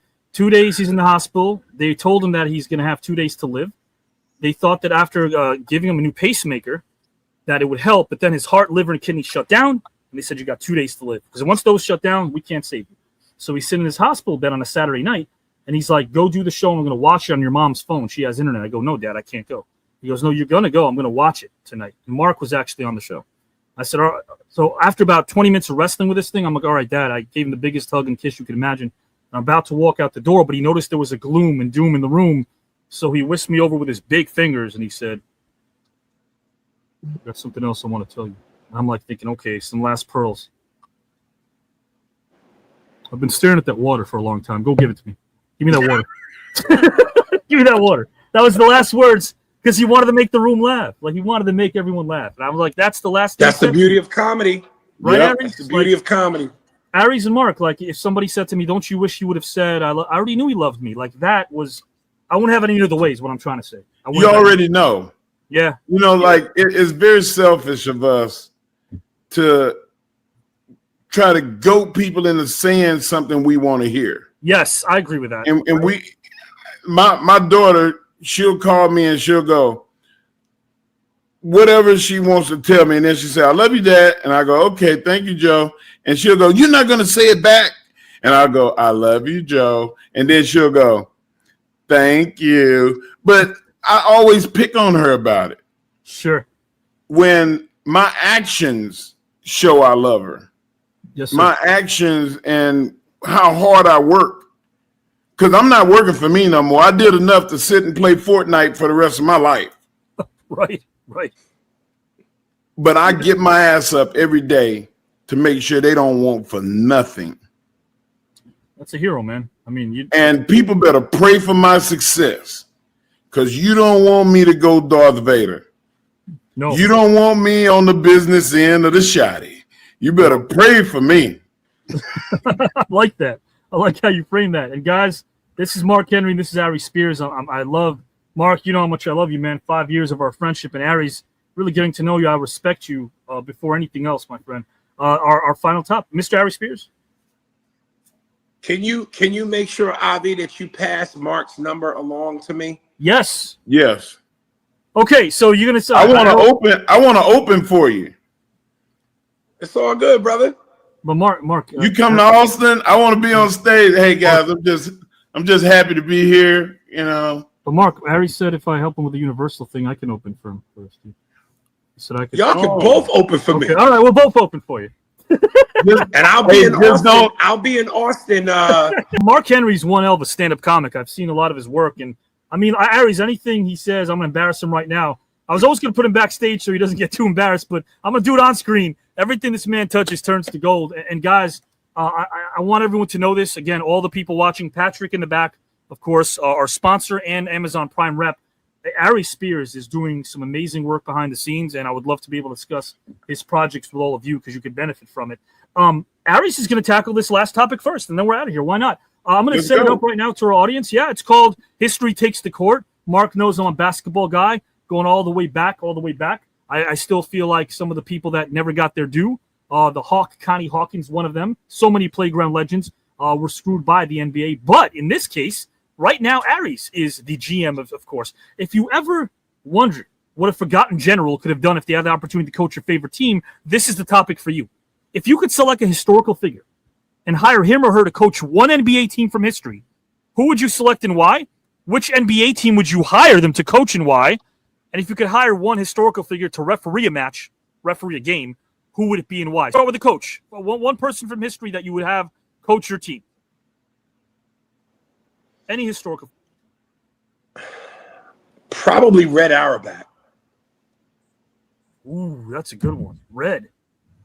Yeah, Red Auerbach. Hey, man, you can't go wrong. It's hard to win. It's hard to lose with 11 titles. Yeah, and how many? Yeah, and he came up in a time where racially the country was at its most tumultuous. I don't know if I'm saying that word right. Tumultuous. Yes. First starting African American team in basketball history, thanks to Red Auerbach. Yeah, and also Bill Russell. So for a white guy to go through the fire with black men, particularly Bill Russell, the way he did, that's got to be my guy. So I like it. So Sam Jones, Casey Jones, Willie Knowles, Bill Russell, and Tom Satch Sanders. The first starting 5 all African American basketball team in NBA history. In Boston. In Boston, of no less. Which, by the way, the people in Boston, you guys suck. You're cheering Bill Russell to win, but then in the offseason, you go inside his place and you defecate on his bed? Are you serious? Like, you're rooting for him one day, and then all of a sudden you go Mr. Hyde from your Jekyll and just poop on the guy's bed. Are you freaking serious? Like, there's so much. Don't regress. Stay positive, Avi. Don't regress. No, but you're right, Mark. But then they wonder, like, why won't Bill Russell visit our city anymore? Do we need to spell it out? Holy shit, literally. Insane to think that. Now, which NBA team would you hire Red to coach and why? It could be today a 2025 team, I guess. Yeah, you're hiring Red to coach a particular team, any team that you liked from the past or the present that might need his managerial coaching services. I would probably say the 90s Bulls, because if Phil Jackson was able to do what he did with the Bulls, what could Red Auerbach have done? Undefeated. Yeah. Man, I like that. Because, yeah, Red Doug Collins kind of, as Michael Jordan even puts it, Doug Collins polished that team and got them ready. And then Phil came in and swooped down. And I'm not saying, hey, it was great. He motivated people. He had some great abilities to relate to some of the players that were considered wild childs. But man, oh man, Doug Collins, man, he kind of built that system. You're right. Now, last question. If you could hire a historical figure to referee and officiate every one of your team's games, who would you hire from history to referee? Paul Mooney, because he would make sure all calls. That's a great team, though. Paul Mooney and Red Auerbach and of course, the early Chicago Bulls. Guys and gals, this is Mr. Aries Spears, and he departs right now at 90 minutes exactly. I want to play a tribute video for him. It's about 30 seconds. It's very quick, very quick. But Aries, before you leave, anything you'd like to tell Mr. Mark Henry? Brother, I respect you. I got love for you. So it was an honor to officially meet you, talk to you. I would love to get your number so that somewhere along the line we could converse and figure out how to help each other. Mark, I'm going to pass it to him right after this segment if you're okay. I got it. Let's go. I always say I'd rather be sappy than cynical, but this is a place where strangers leave as friends, and I'm really happy about that. We're doing some good here with TKN. Pleasure to meet you. Absolutely. Now, Mark, what I'm going to do, my friend, is I'm going to have you tackle topic number 2 in a minute, so I'll put you backstage, play Aries' video, and bid him adieu. Mr. Mark Henry, guys and gals and pals, is going to tackle the same topic. Now, Aries, here is a tribute video from me to you, my friend. Again, trip down memory lane.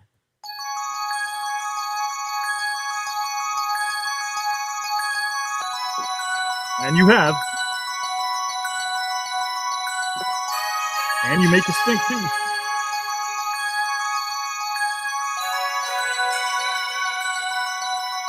Cuba Gooding. Is that high school? Yeah. Your dear friend, rest in peace. Gave you an opportunity.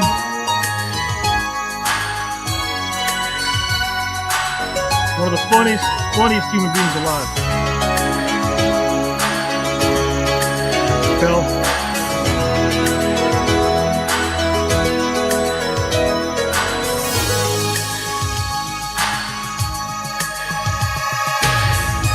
Big check. The world. Art and Dick.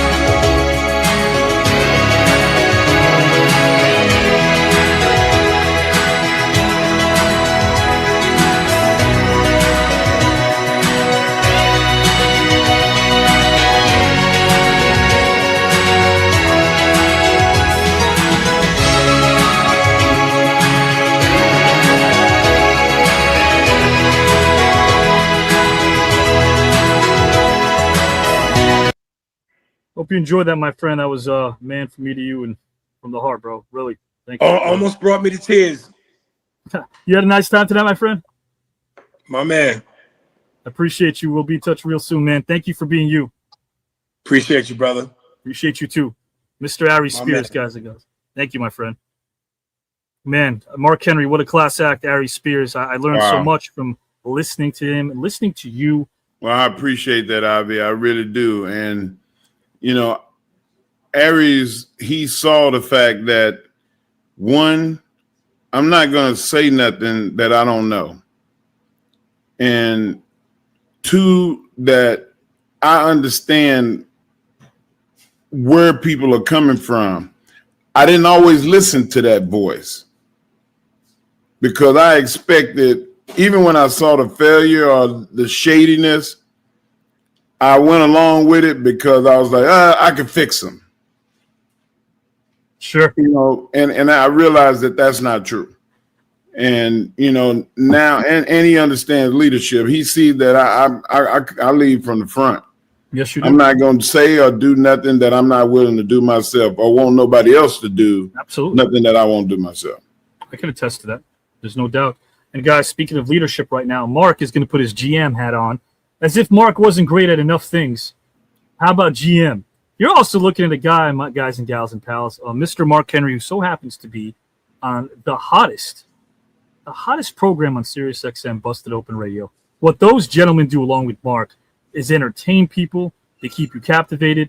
If you're interested in pro wrestling, but it isn't dirt sheet stuff, these are individuals who are having conversations. And where they go is where no one else goes. So I guarantee you should go and check out SiriusXM and Busted Open Radio, Mark Henry. How about this? The way I wrote this was, when I conceived the topic, staring at a wall at 1 a.m., was if you ever wondered what a general could have done if they had the opportunity to coach your favorite team. Maybe they make sure that the integrity of the game is prioritized. If you could select a historical figure and hire him or her to coach one NBA team from history, which historical figure would you select and why? Which NBA team would you hire him or her to coach and why? And finally, if you could hire one historical figure to referee and officiate every one of your team's games, who would it be and why? You can take all the time in the world, my friend. The floor is yours. Well, I mean, being the GM and being able to pick a coach is that's the number one thing you got to do as a GM, and you're gonna make your basketball team better. Yes. And the guy that I would hire to be my coach was a former president. He understands basketball, loves basketball, and that would be Barack Obama. Okay. From the leadership, the thing that you got to convince every player that every ounce of talent that they have will be on display. That you will be able to do all the things that you're good at. I'm going to make sure of it. It's my job as the coach to put you in that spot. And I think that a leader of men, to be able to rule the free world and to be elevated to the highest office, I think that he can get the most out of 12 to 13 guys and get them all on the same page. I would agree, absolutely. Leading a nation for 8 years, you're right about that. Of course, Chicago hoops meant a lot to him. Grew up on Chicago hoops, was quite the player himself. Now, the next question I have for you is, which NBA team would you hire him to coach and why from history? Any team, present or past? And this is for entertainment purposes only. Sure. I would have him go against the team that he hates the most, that he dislikes the most. I would send him straight to New York City. Oh, no. And I would have him walking down the sideline, side of the court, and looking Spike Lee in the face and telling them, sit down, Spike. No. I got this. No, come on. I haven't made a Knicks joke in about a year, Mark. I used to thrive on the Knicks jokes. Then they got better, and I stopped. And now we're going to go into that well again. Haven't I suffered enough as a Knicks fan historically? That would be a dream to put somebody, make them coach the team to victories that they dislike the most. You got to be kidding me. You know who's calling me on air right now? Nate Archibald is on the phone. Nate, can you hear us? Nate, Tiny Archibald is on the phone.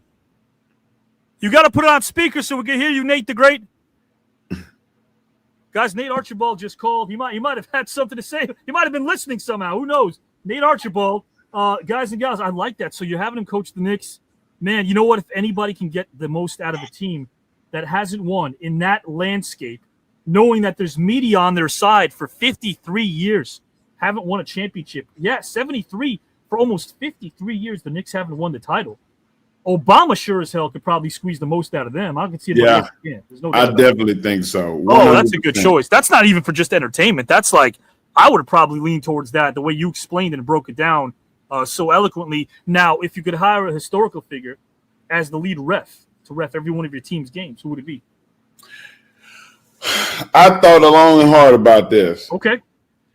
And the person that I would choose is somebody that pulled the wool over my eyes and that made me believe. Okay. That like the last two movies that I saw them do. Yeah. Both of which made me cry.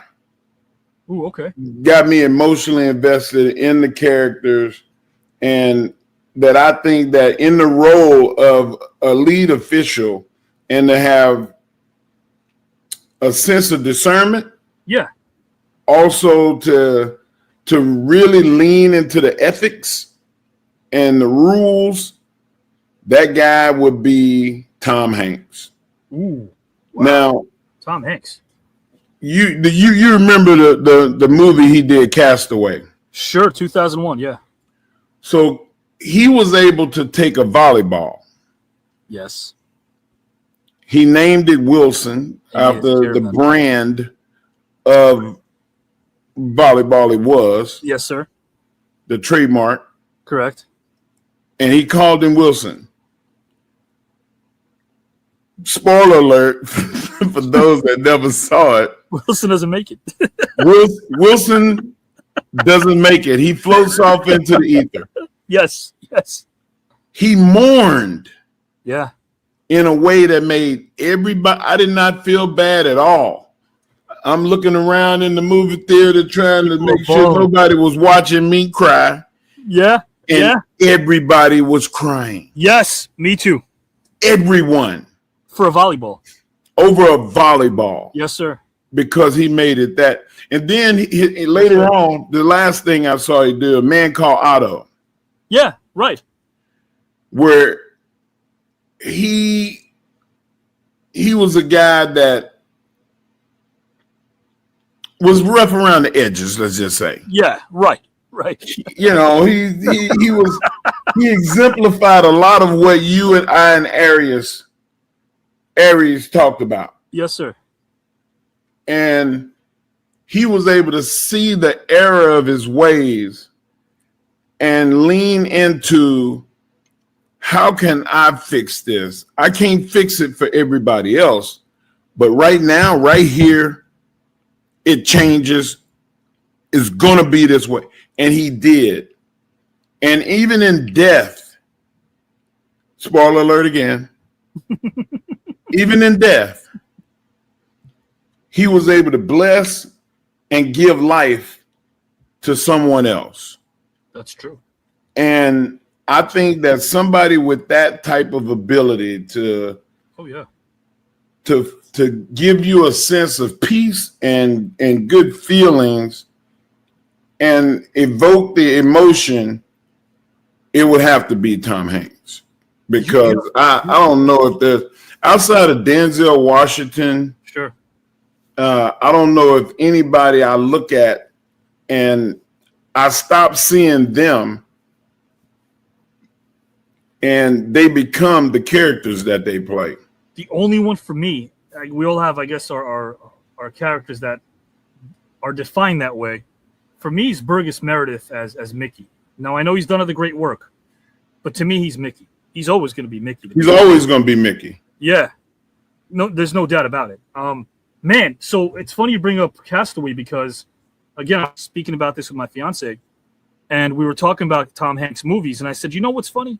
If you were to rank me the 3 saddest moments in Castaway, one would probably be, actually in a different order. Let's go from 3 to 1. 3 would be the breakup eventually that he had to have with Helen Hunt because she moved on. Helen Hunt moved on. She remarried. That's heartbreaking. Number 2 is losing all those years. Sure. Number 1 is Wilson. That, to me, that was the character because it was a character. So it's almost like in wrestling where people say they could wrestle a broom, they're so good. Well, Tom Hanks can make a volleyball seem like a human. He's so good. Yeah. And I've seen a few wrestlers wrestle a broomstick. Wow. And you would think that another human was in the ring. Unbelievable. I've seen guys wrestle the Invisible Man and do everything that you would see. Yeah. If he was in there with another man. For Hollywood not to acknowledge pro wrestling, okay, say not with an Oscar, with an Emmy, television, sure, is a travesty. It is. It's a slap in the face. It is. But I always said that the only way that would ever happen is if the world of pro wrestling came clean and just said, look, we're the elite, hardest level of performance art that there is in entertainment. The elite, performance art. And you show right how the cake is made. The WWE is doing that. Yes. With Unreal now. Sure. They're showing how the cake is made. They're opening up the backstage. Right. They're showing the production. They're showing the storytelling, the boardroom, writer's room, right. Everything. Yes, sir. The skid mark in the underwear. They're showing it all. That's true. Now it's time for Hollywood to do the right thing. You're right. And in 23 years, I've tried to push and push. It didn't matter. But I guess when you're saying do the right thing and show them what wrestling is all about, you don't mean like showing them my old tapes when I did Indie Red. That'd have a counter effect. They would never talk wrestling if they watch my matches, Mark. I had two. The late Ted Petty, who trained me, who wrestled as Rocco Rock. I'm sorry, man. I really did try. I tried my best. But hey, the good thing that he always complimented me about was, hey, look, you had size, you could talk in the mic, and you kept your mouth shut and your ears open. Most people don't do that. So at least I had that going for myself. I respected my elders. I said, thank you. I would walk up to the elder statesman in the locker room like a snook and say, sir, it's a real honor. What would you like to do tonight? I'd never asked to get any of my stuff in there. Nothing.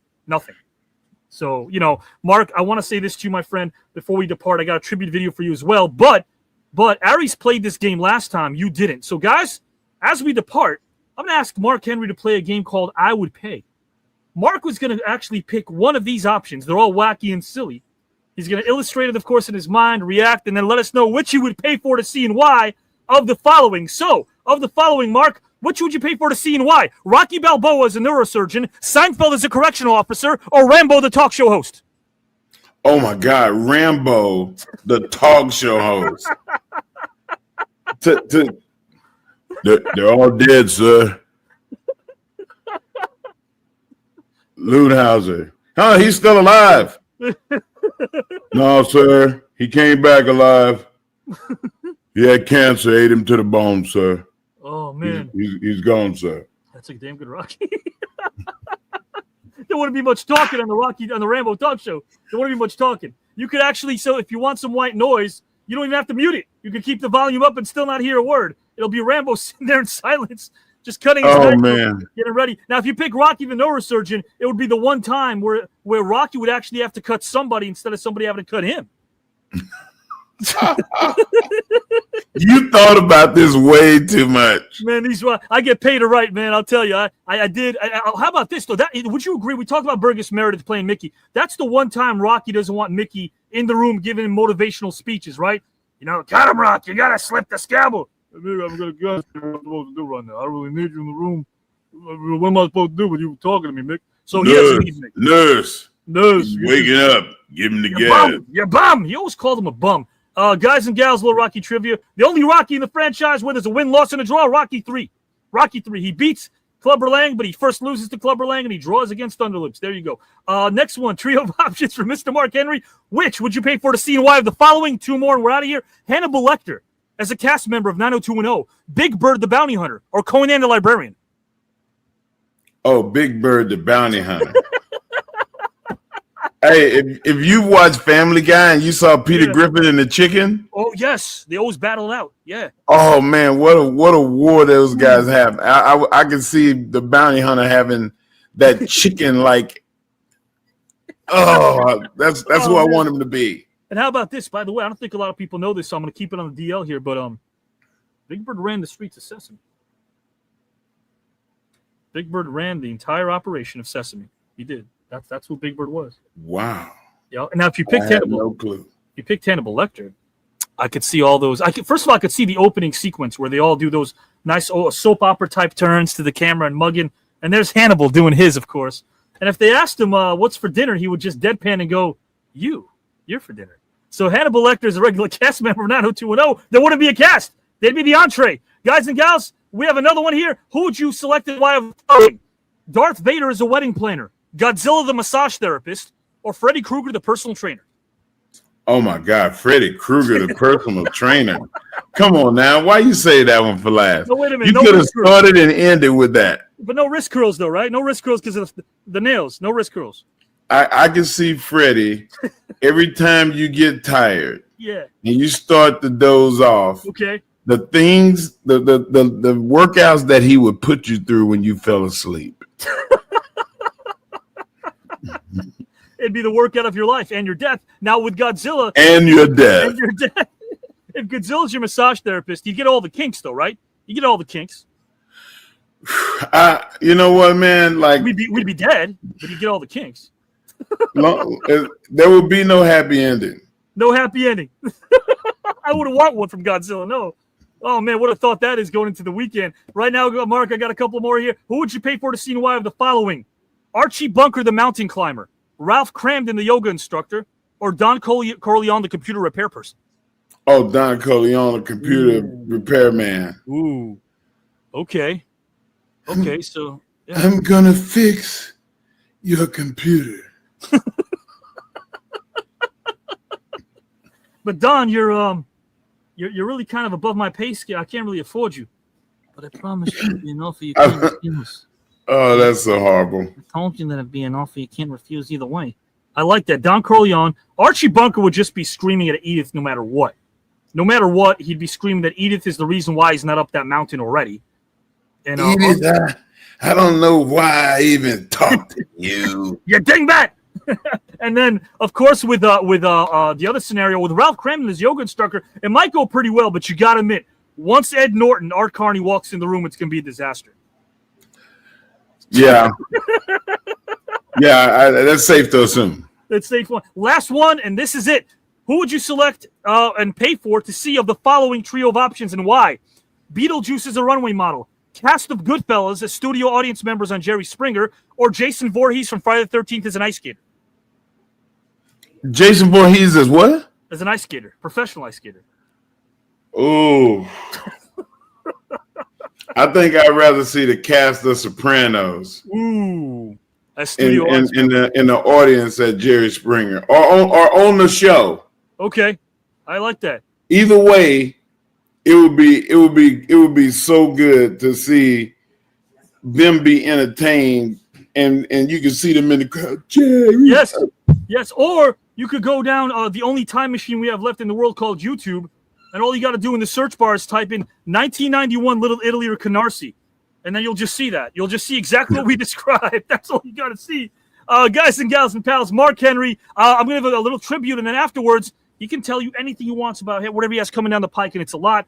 God almighty, I can't wait to work with Mark on so many projects because everything you do, my friend, comes from a place that's well thought of here, and it obviously is felt right here.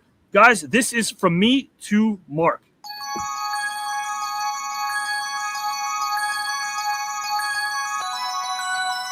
You definitely have, and you definitely are.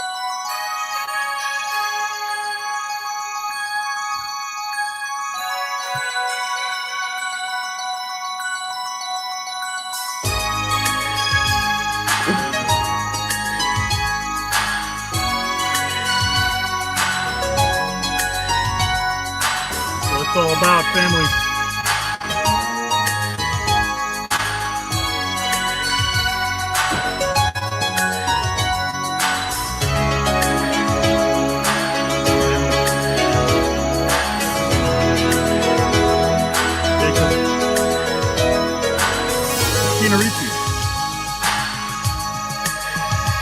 British radio show.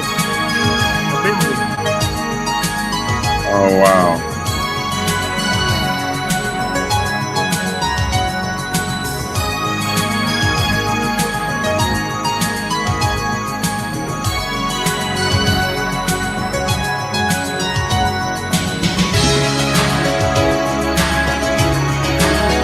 Caribbean wrestling. Wow. This is the world's strongest plan, guys. There you go, champion. Champion of the league.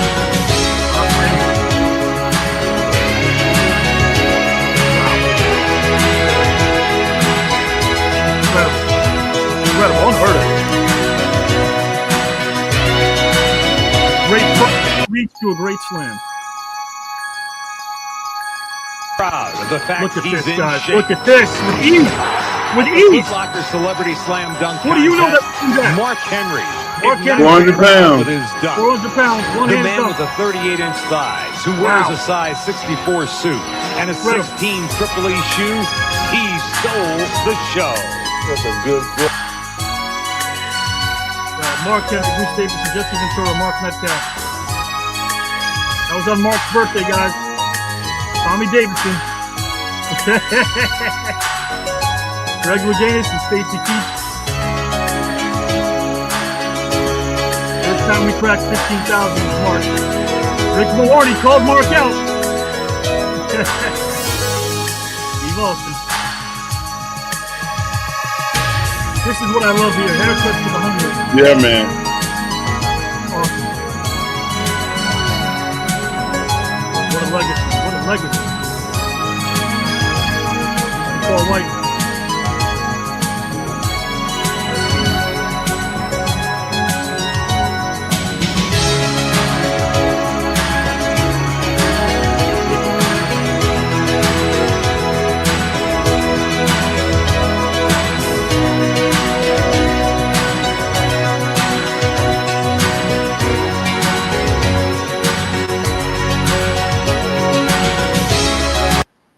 First time on air that I'm actually shedding a tear, man. You mean a lot to me, man. And that was the funnest part of my week was putting that together for you, man. You deserve every bit of it. I appreciate it. I can't do nothing but be me, be who God made me to be. And hopefully a lot of people get help whenever there's something that I'm doing. I just want to go down as a guy that tried to be of service. My friend, you had a fun time. You like the show. You like the format of where we've evolved to where we are now. Oh, I love it, man. I love the fact that you have so many different people from so many different walks, so many educational levels, so many people from different ethnicities and cultures all come together and just want to learn more about people, learn more about the competitors, and have fun doing it. And if you get an award, great. If you don't, to be a part of something that's, bigger than you are. I appreciate that. Nothing's bigger than your heart, my friend. Guys, I'm give Mark a solo layout. He could say anything he wants about anything, whether it's anything coming down the pike or anything on his mind. I do want to say this, though, Mark. Is there a message? Is there a message for a Jesse Ventura, a Rick Mahorn, a Sally Jesse Raphael, a Jesse Ventura, Stevie Ray, some of the heavy hitters in this tournament that haven't even appeared yet, who want to win this all and who said, we want to face Mark Henry because iron sharpens iron? Any message for them in this tournament, oh so grand? Prime has picked this up. Hey, they're seeing the value in this. Any message to them, my fans? My message to them is everybody that watches this program knows that I'm going to speak from my heart. Yes, sir. That I'm going to say what's good for the masses and what I truly believe. If you are just here for the prize, if you are just here to get looked at and get views and clicks, you are going to lose, because if people can see through it, they know if you truly believe what you're saying and if it's well thought out or not.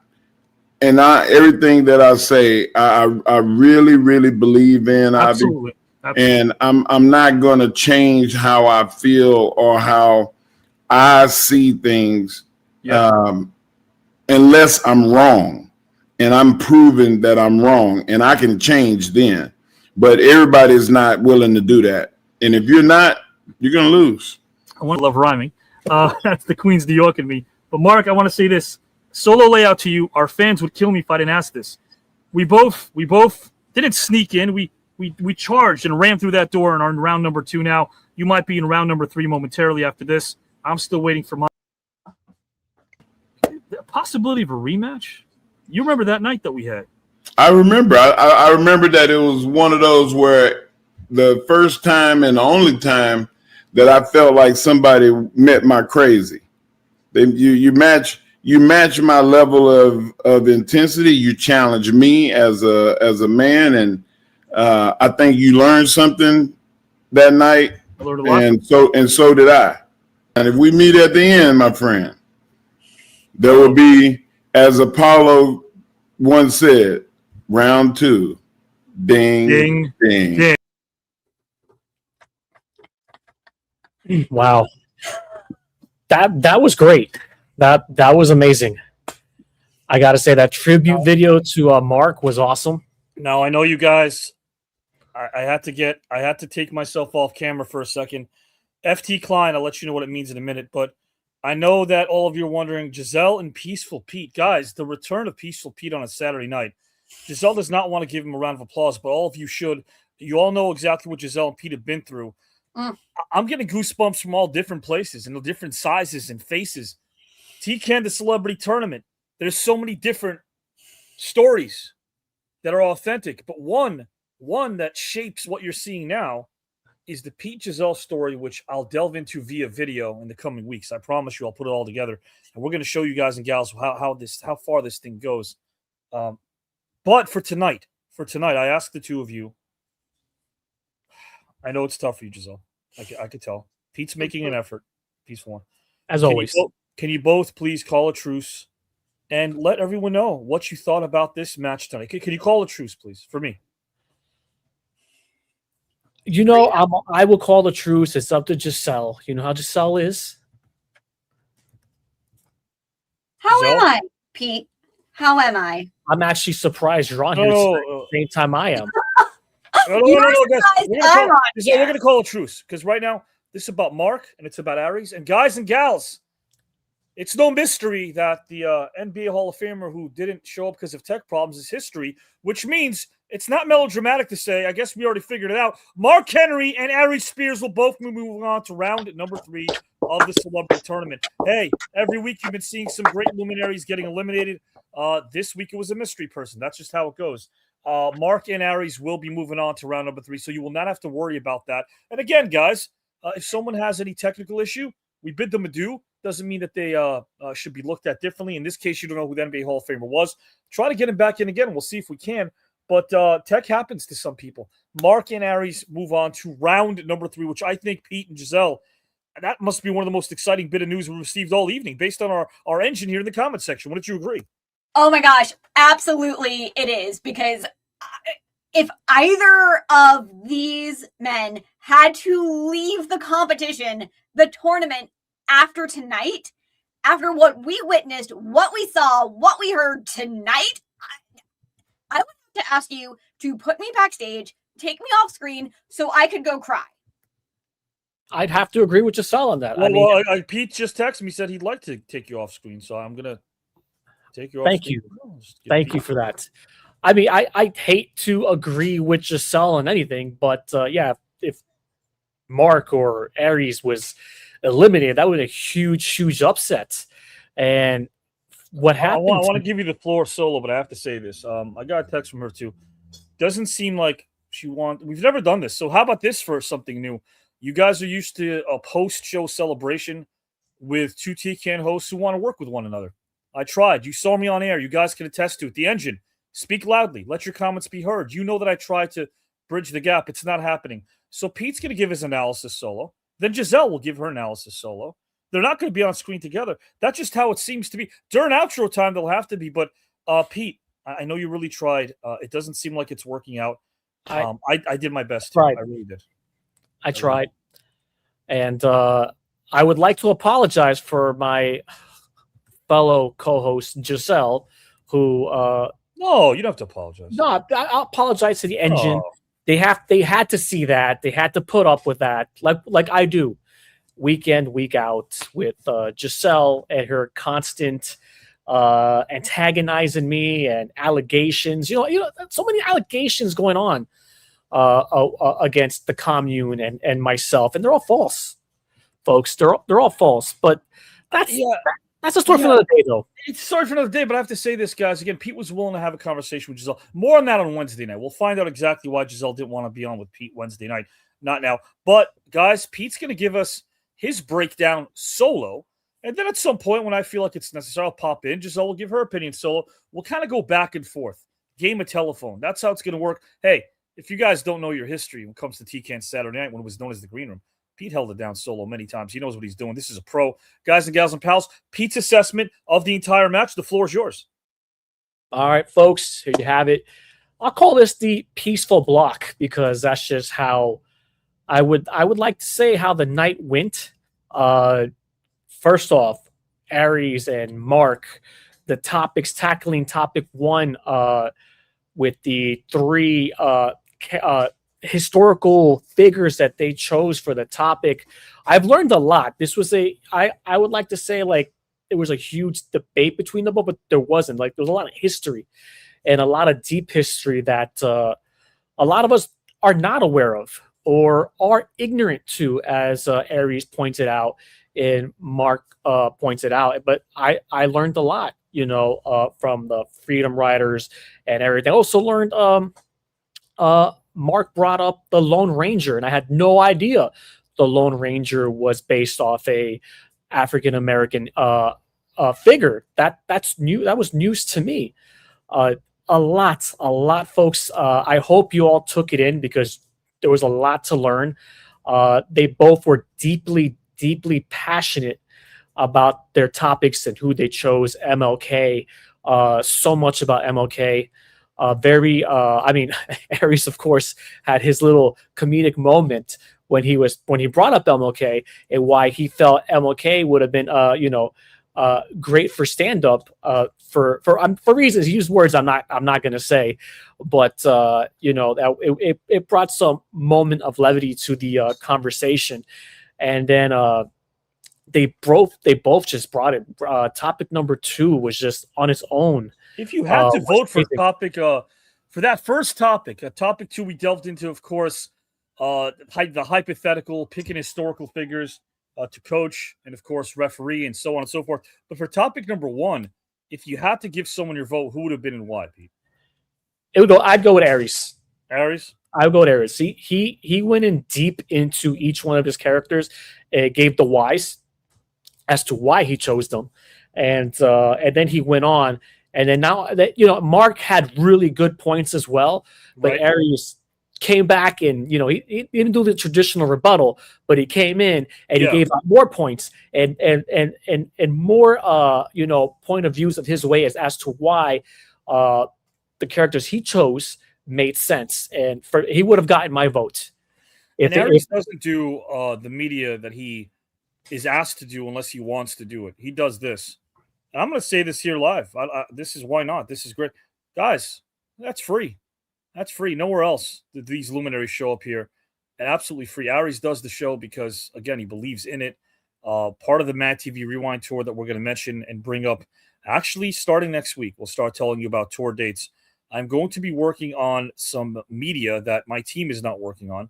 The MADtv team is working on. Orlando Jones, Pete, is working on it. They're going to give us some of the artwork, graphic design, and media production notes that we need to put here on TKN. Very exciting stuff. A lot of great things going on. But Aries, back to Aries. Topic number 1. Want to read your comments, Engine, as you always know, your comments are prioritized. But yeah, when it came to us discussing the first topic, I thought the choices were one thing, but the in-between moments, the conversations we had between the topics did go everywhere. And I think we proved to everyone once again, Pete, that no matter what happens here under this umbrella, it's going to be a safe space. We're going to go deep, and sometimes we'll disagree. I disagree with Aries on several things, as you know. But at the end of the day, I think that's what makes people want to come back, is they know there's going to be no BS whatsoever from myself, from you, from our participants. But they also know that no matter what, we can challenge each other on screen as long as we're informed, as long as we've done our research. Yes. You could do so without the research, but if you do, you'll just sound like someone from MSNBC, CNN, or Fox News. But over here, we're going to be informed. We're going to bring it. And that's why I wanted to tell you, my friend, you get this. I want people to know about beyond Peaceful Pete, beyond what you see here as the man who tries to, calm the tempers of all the TKN hosts who sometimes lose their temper. That's what he's here for, is to give them a service. Beyond that, though, a very, very studious person, a person who knows about history and government, a person who has an opinion about a lot of things, also happens to be a very good debater. The reason why I put FT as my initials here is because to do this, my friend, and you know this, yes, I'm going to start calling FT. You got to be full time. You got to be full time to do this. This isn't some part-time gig. We don't just show up here in front of the camera and go, hey, let's talk about our opinions. Hey, let's just be heard. Hey, let's have my face be seen. Let's go viral. I don't give a crap about going viral. What I want to do is make sure that the people who might not have been as well informed about a topic leave a broadcast going, holy, you know what, I learned a ton, Pete. That's what it's all about, is it not? Absolutely. Absolutely. And this is what makes TKN awesome. I would say effing awesome, but it's you, like tonight, for example, a conversation that I'm sure made some people uncomfortable, but it was such a safe space that everyone's able to have a conversation respectfully and like adults. Everybody had, Aries, you, Mark, and the Engine in the comment section. There was no point in time where people were like, "Oh, you can't be talking about this," or no. We're adults having adult conversations, and we're learning at the same time. I learned a lot tonight from you, from Aries, and Mark. There was a lot of things I didn't know, and and there were some great questions in the comment section tonight where I'm like, "Wow, you know what? I never thought of that before."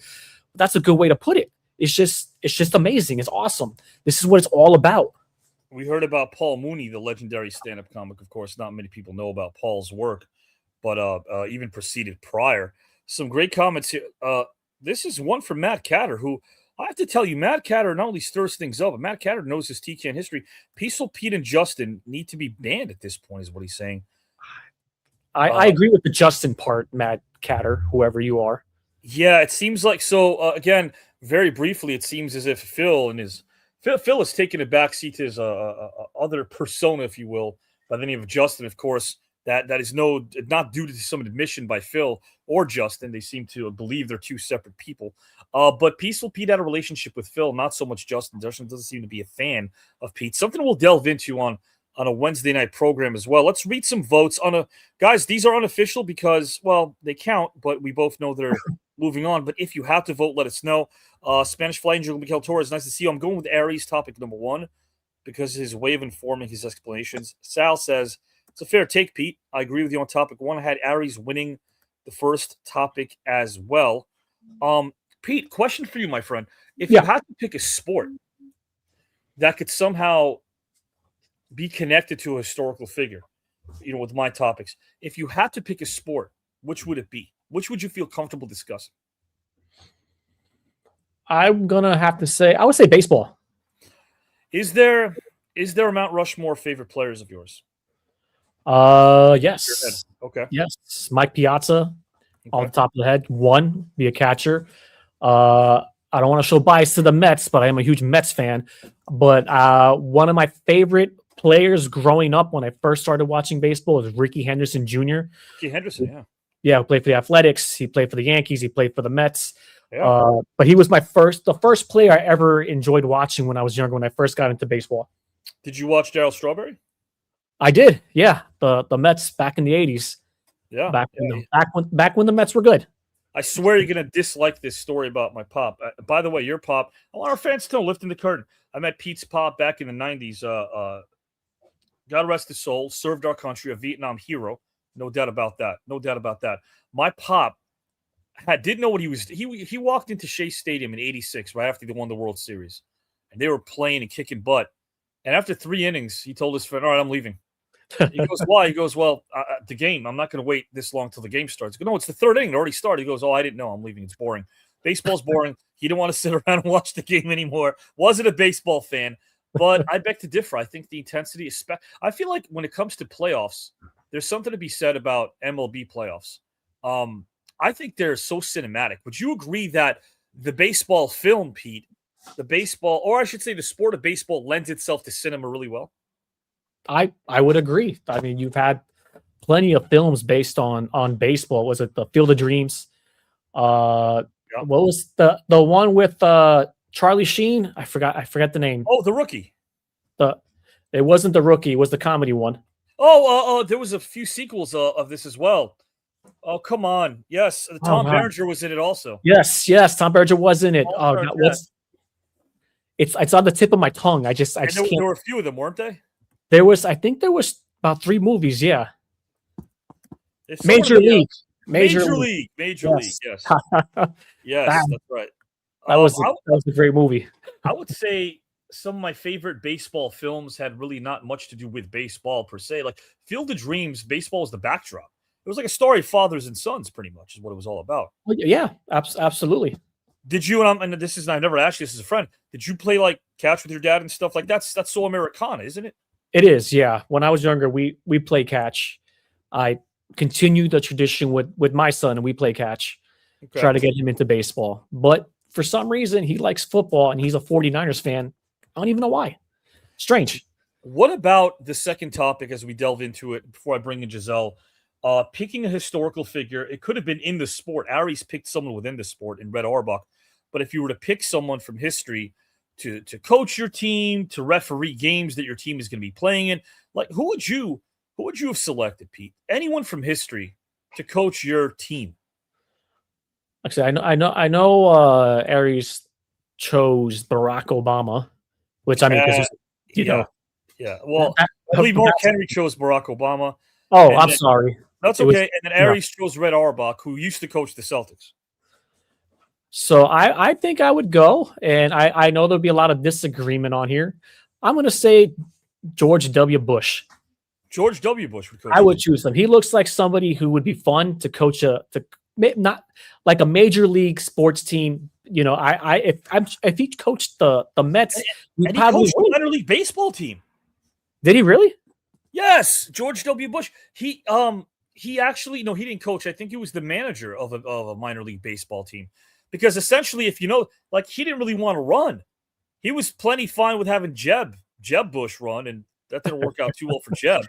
But so I think kind of like in baseball, it's like this Jeb. Batter. Who's next? Who's next on the diamond? So H.W. Bush looks around and goes, I guess it's Georgie. Dad, do I have to run, Dad? Yeah, you kind of do. You see, it would be a good time. I don't want to run. What do you mean, Georgie? John F. Kennedy to give his dad Joni lip when he wanted to run. And he did it. That's the thing that John F. Kennedy and George W. Bush have in common. They both didn't want to actually become U.S. presidents, Pete. Oh, really? Yeah, because his older brother, Joe Kennedy Jr., got gunned down in World War II. He was the heir apparent. Oh, well, not even the heir apparent, because Joe Kennedy couldn't run for a lot of controversial reasons. But essentially, the political game wasn't something John F. Kennedy wanted to be a part of. But when Joe Jr. got gunned down in World War II, next in line was John F. Kennedy, who himself was injured in World War II and was a hero, and also had a back brace as a result. He wore a lot of people know about that. He wore a back brace. He didn't want the position. And my point is, George W. Bush didn't want the position either. That's crazy. I didn't even know that. See, these are like the little tidbits and gems that you get on TKN, where you think you know history, and then you realize that you really don't know much of that history because you're learning more and more in detail about everybody. Like, Avi, your knowledge of any historical event, person, it amazes me. I appreciate really that. does. It really does. And likewise, if you've seen Pete debate, guys, he still has the record of most rebuttals in 60 seconds. If you were, speaking of the word history, what would make an opponent go history if they faced a Mark Henry? We saw a lot from him tonight. He's affable, he's charming, he's authentic, he's genuine, he's funny, he's obviously informative, he's relatable. I mean, if you were to add a couple of other thoughts, if you were to provide some other thoughts about Mark that would make him a contender in your eyes, what would they be? What other qualities did you see tonight from Mark Henry? Confidence. Okay. Definitely one. Research in the topic, knowing exactly what he wants to say, what he's gonna say, and how he's gonna say it. Those are qualities you need, because if you don't have those type of qualities and you're debating and giving a speech, no one's gonna respect what you're saying. And your opponent can take advantage of that if they catch those little cues, like, oh wait, my opponent doesn't really know what he's talking about, so let me rebuttal in. And Mark Henry, he has all those qualities, and that's why he's a tough opponent to go up against. Truly, I agree with that. Sal says Mark Henry won topic number 2. I appreciate his take, his selections, and reasoning behind them. If you can lead the country, you can lead a professional basketball team. That was what Mark Henry said. Sal, you're right about that. Chad's going out of here with Phil and Miranda in the comments section, reminding them they should stay focused on their own upcoming match. Mark Henry, topic 2 winner for me, says Safari. Wasn't Robert Redford in The Natural? Yes, he was. That's another great baseball movie as well. Oh, that's right. I forgot about that movie. Yeah, that was a good one too. Yeah, and one of these days we'll tell our cast, maybe in like the year 2040 or something, how the movie Bad News Bears is reminiscent of how this whole journey started with us. TKN. I like that. I like that. That's actually a good analogy. Yeah. Yeah, Howard remembers those days, the Bad News Bears. We had some of them. Guys, let's have some of your other comments over here. We have, I believe, is another unofficial vote. I think I might have brought that up already, guys. Keep commenting. Our outro is coming up. You're going to find out what is taking place next Saturday night. Question for Pete. This is a tough one. It's the last one before Giselle gives us her information as well, solo, and then I'll join her. But Pete, if you, and break it down for us, if you have to face someone in round number 3, because they're both now third rounders, Aries Spears and Mark Henry, you're in round 3 as well. Who would you like to face and why? No, actually, how about this? Let's make it a bit more interesting. Who would you dread having to face and why? If the word dread should have even brought up. I don't know. That's actually, before you brought the word dread, I was going to go a different way with this. But you know what? It can go for the same person. I would be elated to have Giselle as my first opponent in round number 3. But then at the same time, I dread it because I don't think she's such a good opponent for me anyway. Giselle, every time we're on screen, she messes with my tech, and it's just a headache. I noticed that. And I want to tell our audience that's why you haven't seen Pete on Saturday nights in a while. I finally took care of it. I made sure that his tech woes wouldn't become an issue tonight. It took me a while to because, you know, round number 2, final lap, there's a lot going on. I finally get my head above water a little bit just to make sure your tech is okay. So I'm there for you, man. You know that. I appreciate that. And I'm going to take off the glasses for this. Yeah. Because I just want the engine to know, like, I have been coming on. Yeah. I've been trying my best, but every single time, if you folks notice, when Giselle's on, I'm not on because fortunate my tech gets ruined by Giselle. I even had video evidence of somebody messing with my tech. If you folks remember, classified information not too long ago, where Giselle and I were supposed to have a matchup, and boom, my tech went out. And we all know it. You're a TKN original. You stuck with it. Absolutely. Yeah. I've been here for 5 years. You're TKN original, guys. Our original tournament, Pete was here. So guys, in bad, Pete had the only ever official match that Sally Kirkland ever had in this tournament way back when. That's the original tournament he was on with Sally. Last question for you. I have to ask you this. Who would you not want to face and why if it were down to Aries or Mark Henry? Who would you not want to face and why? That's a tough one because they're both extremely tough competitors. I'm gonna go with Mark because Mark is more serious, more like he just has those eyes. Like when he gets serious and he just stares you down, it kind of gets you right deep down into your soul. And he's extremely tough competitor. And now Aries, I'm not taking anything away from Aries because he's extremely tough, extremely knowledgeable, but he just doesn't have those eyes that just stare right into your soul. I would rather go up against Aries than Mark in round number 3. Mark would be a later round. If it's the finals, because we all know I'm going to be in the finals. I'm confident about it. One of the favorites. Yeah.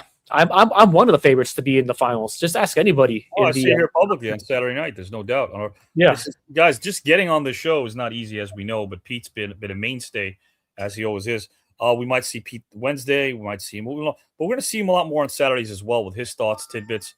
Hang around if you can, guys. That's Pete's perspective as he gave it to us. The peaceful one did. And Justin, I'm just going to say this real quickly, Justin, for the comment section. I wouldn't throw stones at the peaceful one.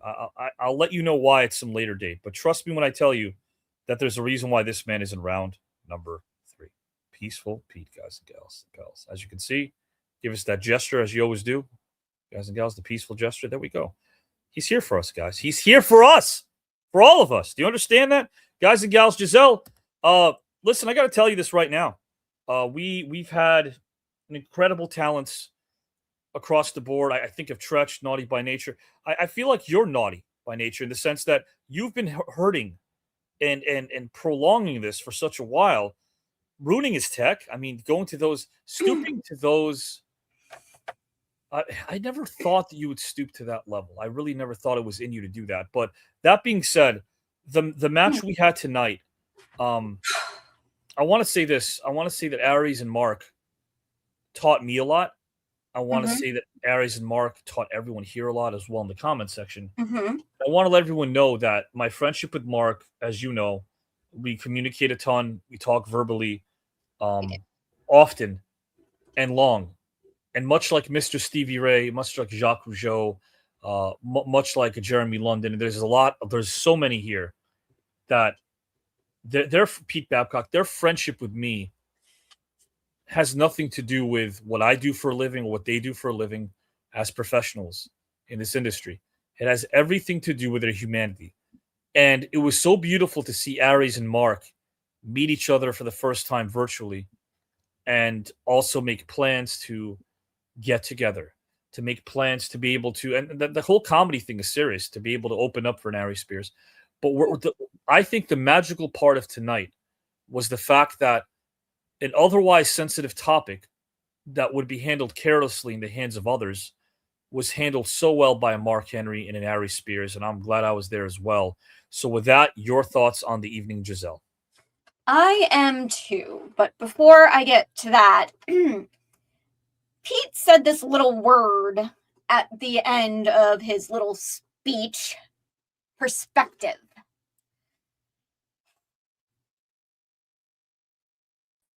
I don't know what he's been seeing,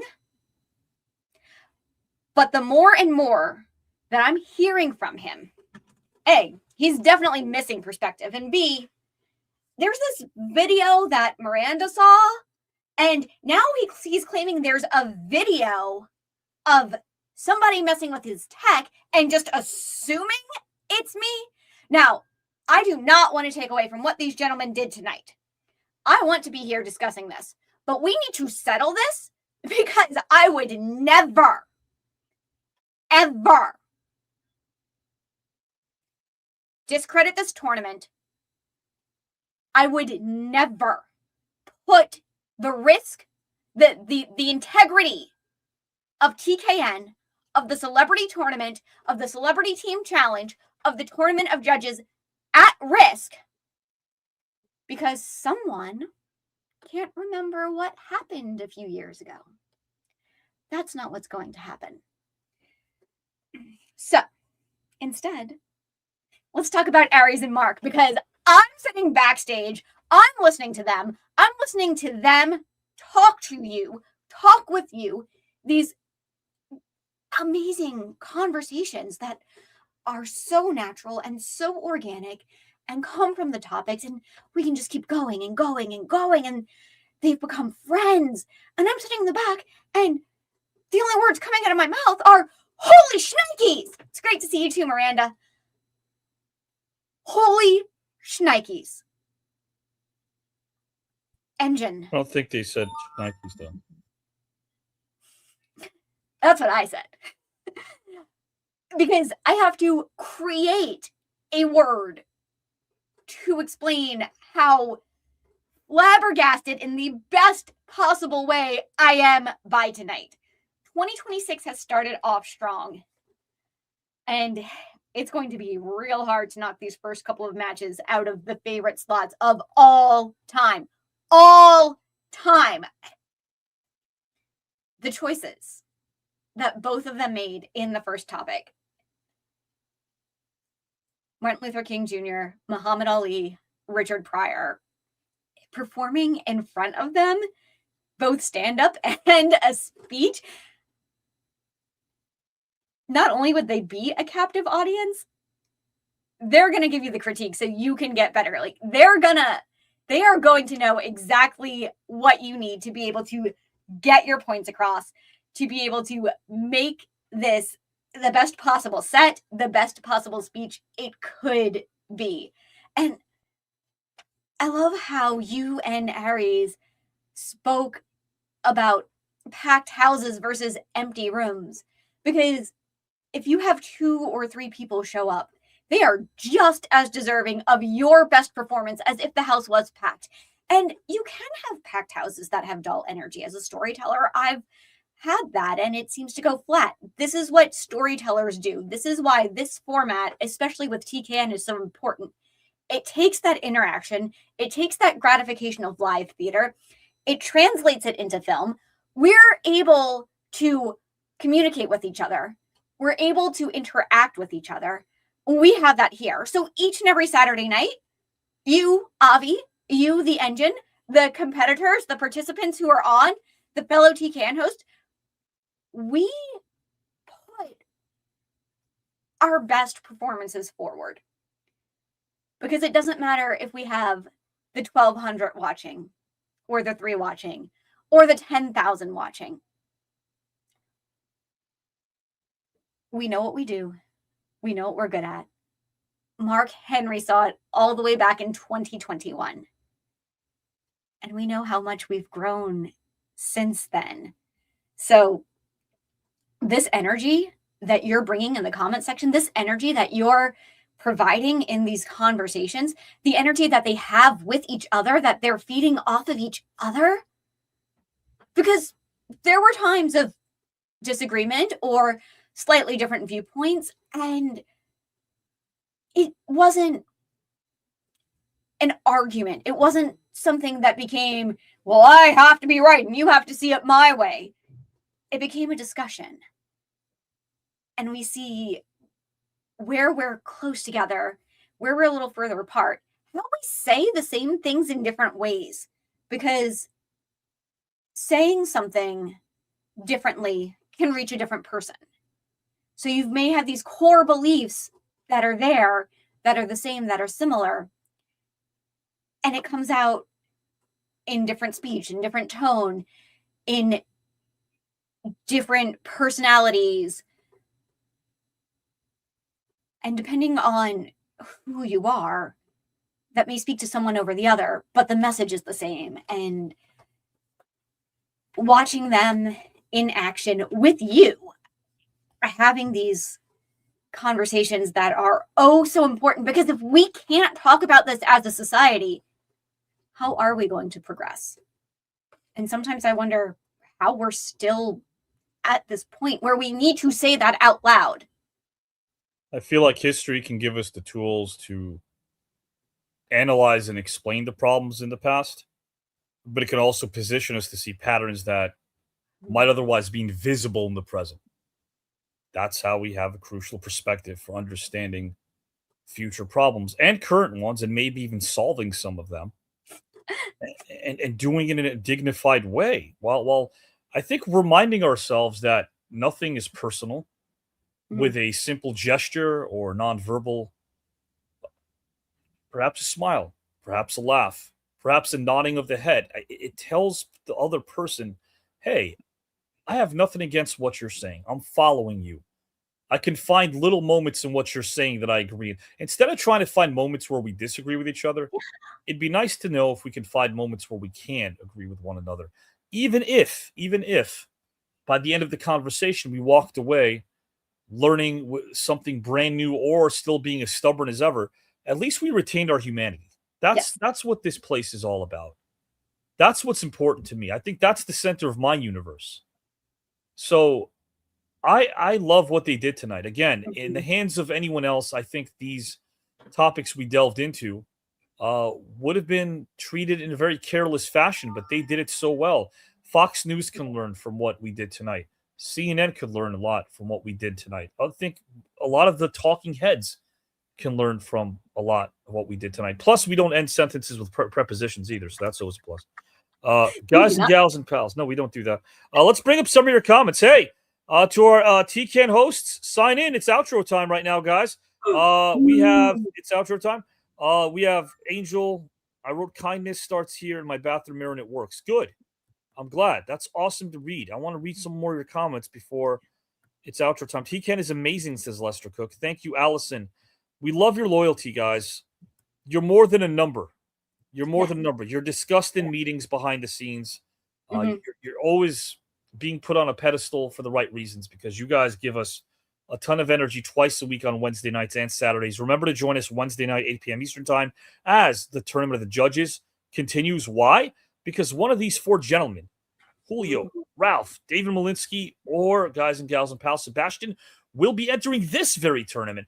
One of them will grab the final spot in round number 2. What a prize that is. Ooh. And it is the final lap of that tournament. It's getting real close. Ralph's still leading. Of course, that's every Wednesday night, 8 p.m. Eastern time. And guys and gals and pals, last Saturday night, we saw the return of the team challenge as Mr. Jacques Rougeau represented his team, he and Howard Collado. Stevie Ray represented his team, he and JW. And of course, guys and gals and pals, Jeremy London represented the one and only Peaceful Pete. So the team challenge is back. You'll find out exactly what that means.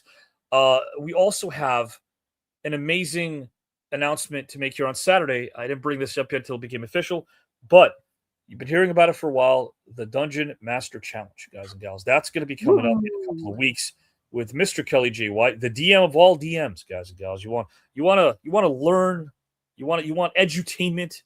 Sit down and roll some dice with Kelly J. White, guys and gals and pals. He also will be joined by 2 other incredible DMs.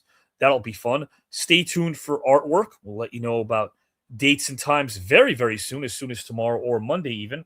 And then, guys and gals, how about How about the elephant in the room, Giselle? Let's bring up the Jesse Venturas. Let's bring up the Sally Jesse Raphaels. Let's bring up the Randy Couture's. Let's bring up the John Lovitz's. Let's bring up some of the names of the people that still remain in round number 2. Some of the biggest names and mystery folk that we've been hearing about for a long, long time, if you've been with us for years. Saving them for last for a reason, guys. So round 2 is nearing its final lap, which means you might be seeing some 4-way matchups pretty soon. Whoa. Because we don't have as many matchups as you think. So I'll make an announcement right here. Starting next Saturday night, I think this kind of really puts things in perspective. There won't be a top 10 outro. There'll be a top 5. Whoa. We whittle it down to 5. A condensed outro starting next Saturday with our top 5 contenders that remain in round number 2 of the celebrity tournament. Whoa. Guys. Oh, yeah. That's it. 5. Woo. I give you no jive. We are down to 5. Face Bacon, new viewer. Nice to see you. Appreciate that. Guys and gals and pals. Like myself some turkey bacon every now and again. A telling story indeed, says Kelly. Let's bring in our TKN host right now. Guys and gals, let's bring in Mr. Joe Rositano, who's going to be in front of the screen with us as well. How about Mr. DM himself and third rounder? We call him the King, Kelly White. Kelly, welcome, my friend. And then, guys, how about this, Joe and Kelly? This just in right here. Yo, Klein. What's up? And seated next to him is someone that I'm sure Justin doesn't want to be seated next to, Peaceful Pete, right here, sharing the screen with Justin. I know no love lost between Justin and Peaceful Pete, at least, from what I understand. So with that, guys, I think we know exactly what time it is. We know, so let's ask Collado to tell us what time it is. And by the way, I definitely didn't want to put her next to Justin, so I saved her as well. We'll put her next to Pete. Miranda, welcome. Guys and gals and pals, we know what time it is, as I said. So it's time, guys, for the outro as I continue to rock this flow and bring in Mr. Howard Collado. Tell us what time it is! Outro time, baby!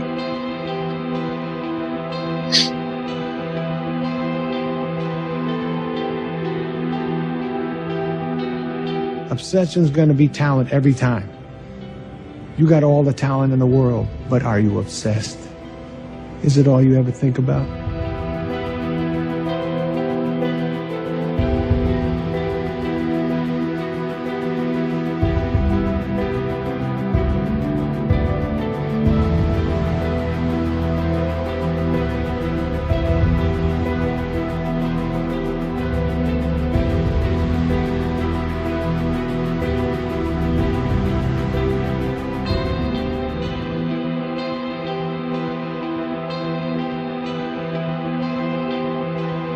And I'm grown up now. I'm 6'2", 210 pounds. And they made me a tackle at Northwestern. And I'm saying, don't you know who I am? In track, I ran the 100-yard dash. I ran the 220. And me and Jim went over there and we said, we want these guys in our film. And we picked everybody that was there in our film. And once we started shooting, police came by and said, no, I've been looking for him. I said, no, you can't bother him. He's working, he's shooting.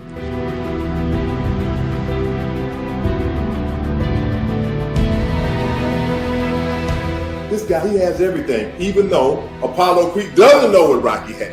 And Rocky doesn't know what Apollo Creed has. All he knows is, here's a flashy champion. I want to be champion. I'm not flashy. I'm not that guy, but I want to be that guy. Maybe not the flashy guy, but I want to be that guy.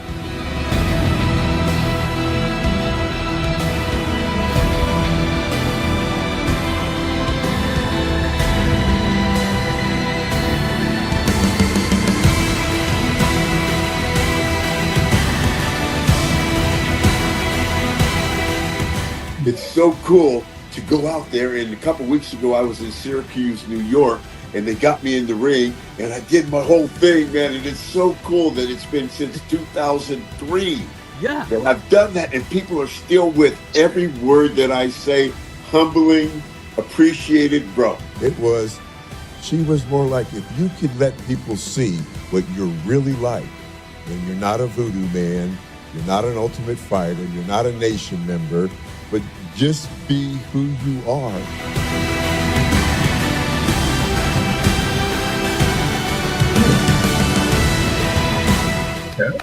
Kudos, salute, Avi. Incredible. I hope you didn't mind it. I filmed that intro you just did for me because I'm going to play that on my low self-esteem days.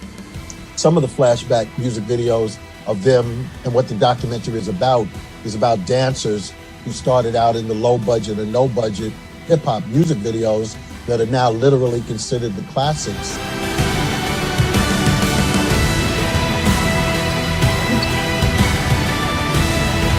I realize now, decades later, that he, with that one word, was saying, at no time in any performance must you allow yourself to do anything but give a laser beam from right there of what is true and authentic. And the prologue of my memoir, as requested, was the most painful part of an extremely difficult part of my life.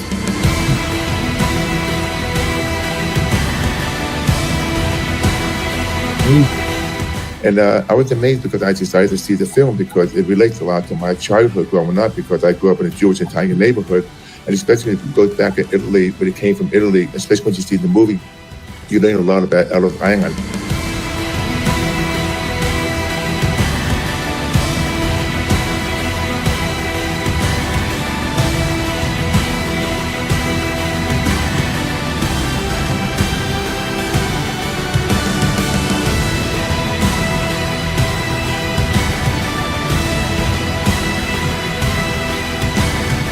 I do agree, laughter is hugely important. But if you're gonna make me pick for a film or a movie, I think I would definitely pick Elf, because I will watch it year after year after year, and like it continues to make me laugh out loud. And going into 92, I was really excited, thinking, you know, I'm third in the world. I got a good shot to maybe getting an Olympic medal. And I did go get a third at the Olympics. And that experience was amazing to be able to represent the United States.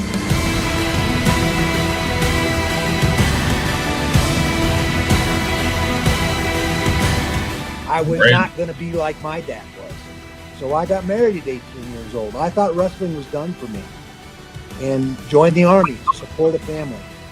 And little did I know, in the peak of the Cold War, I'm a Cold War veteran, so I ended up back on a wrestling mat. Little did I know, the Inter-Service Championship qualified me for the Olympic trial. Make sure that I'm not leaning too much on my opponent. I want to stay centered, carry my own weight. I can push chest to chest and put a lot of pressure on my opponent there. Again, it's just a basic drill to develop sensitivity.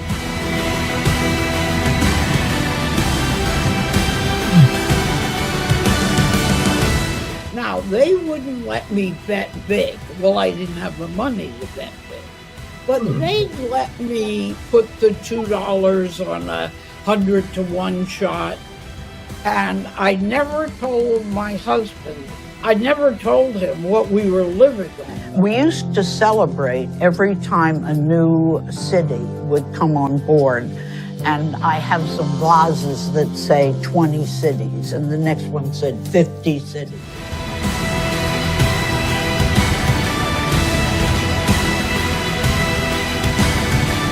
Vehicle that could get around fast and nail the German tanks. And so, but apparently there were times he was driving it and had to drive over so many dead bodies, they were like cordwood. How did I get in the wrestling industry? Well, I did 6 years in the United States Navy, and I come home on leave right before I was going to get out.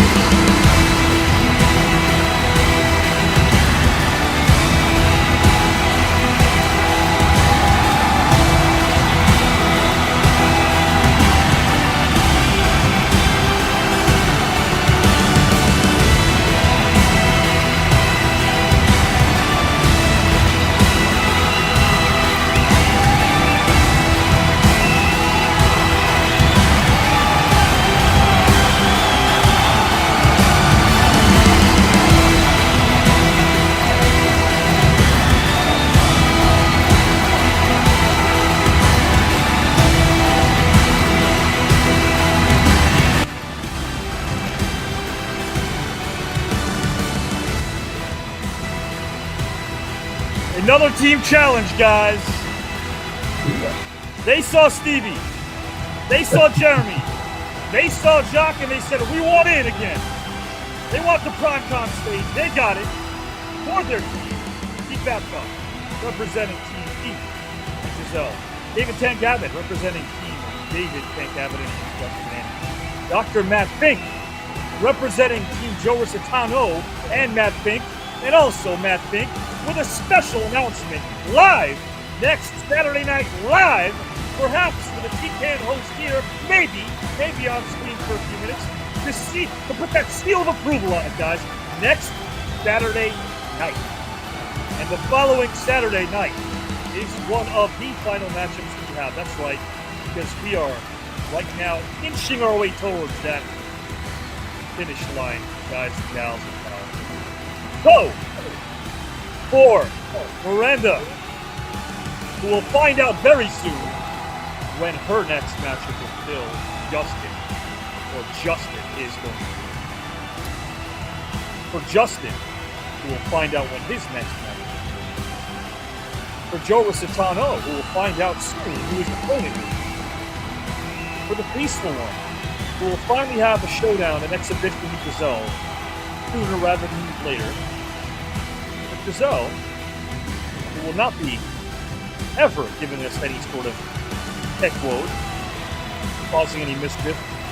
And for Kelly J. White, guys and gals, who has a lot in common with one of these participants, as you'll find out very soon. I'm yours truly, Klein. Thank you for joining us on TKN Saturday night. So long.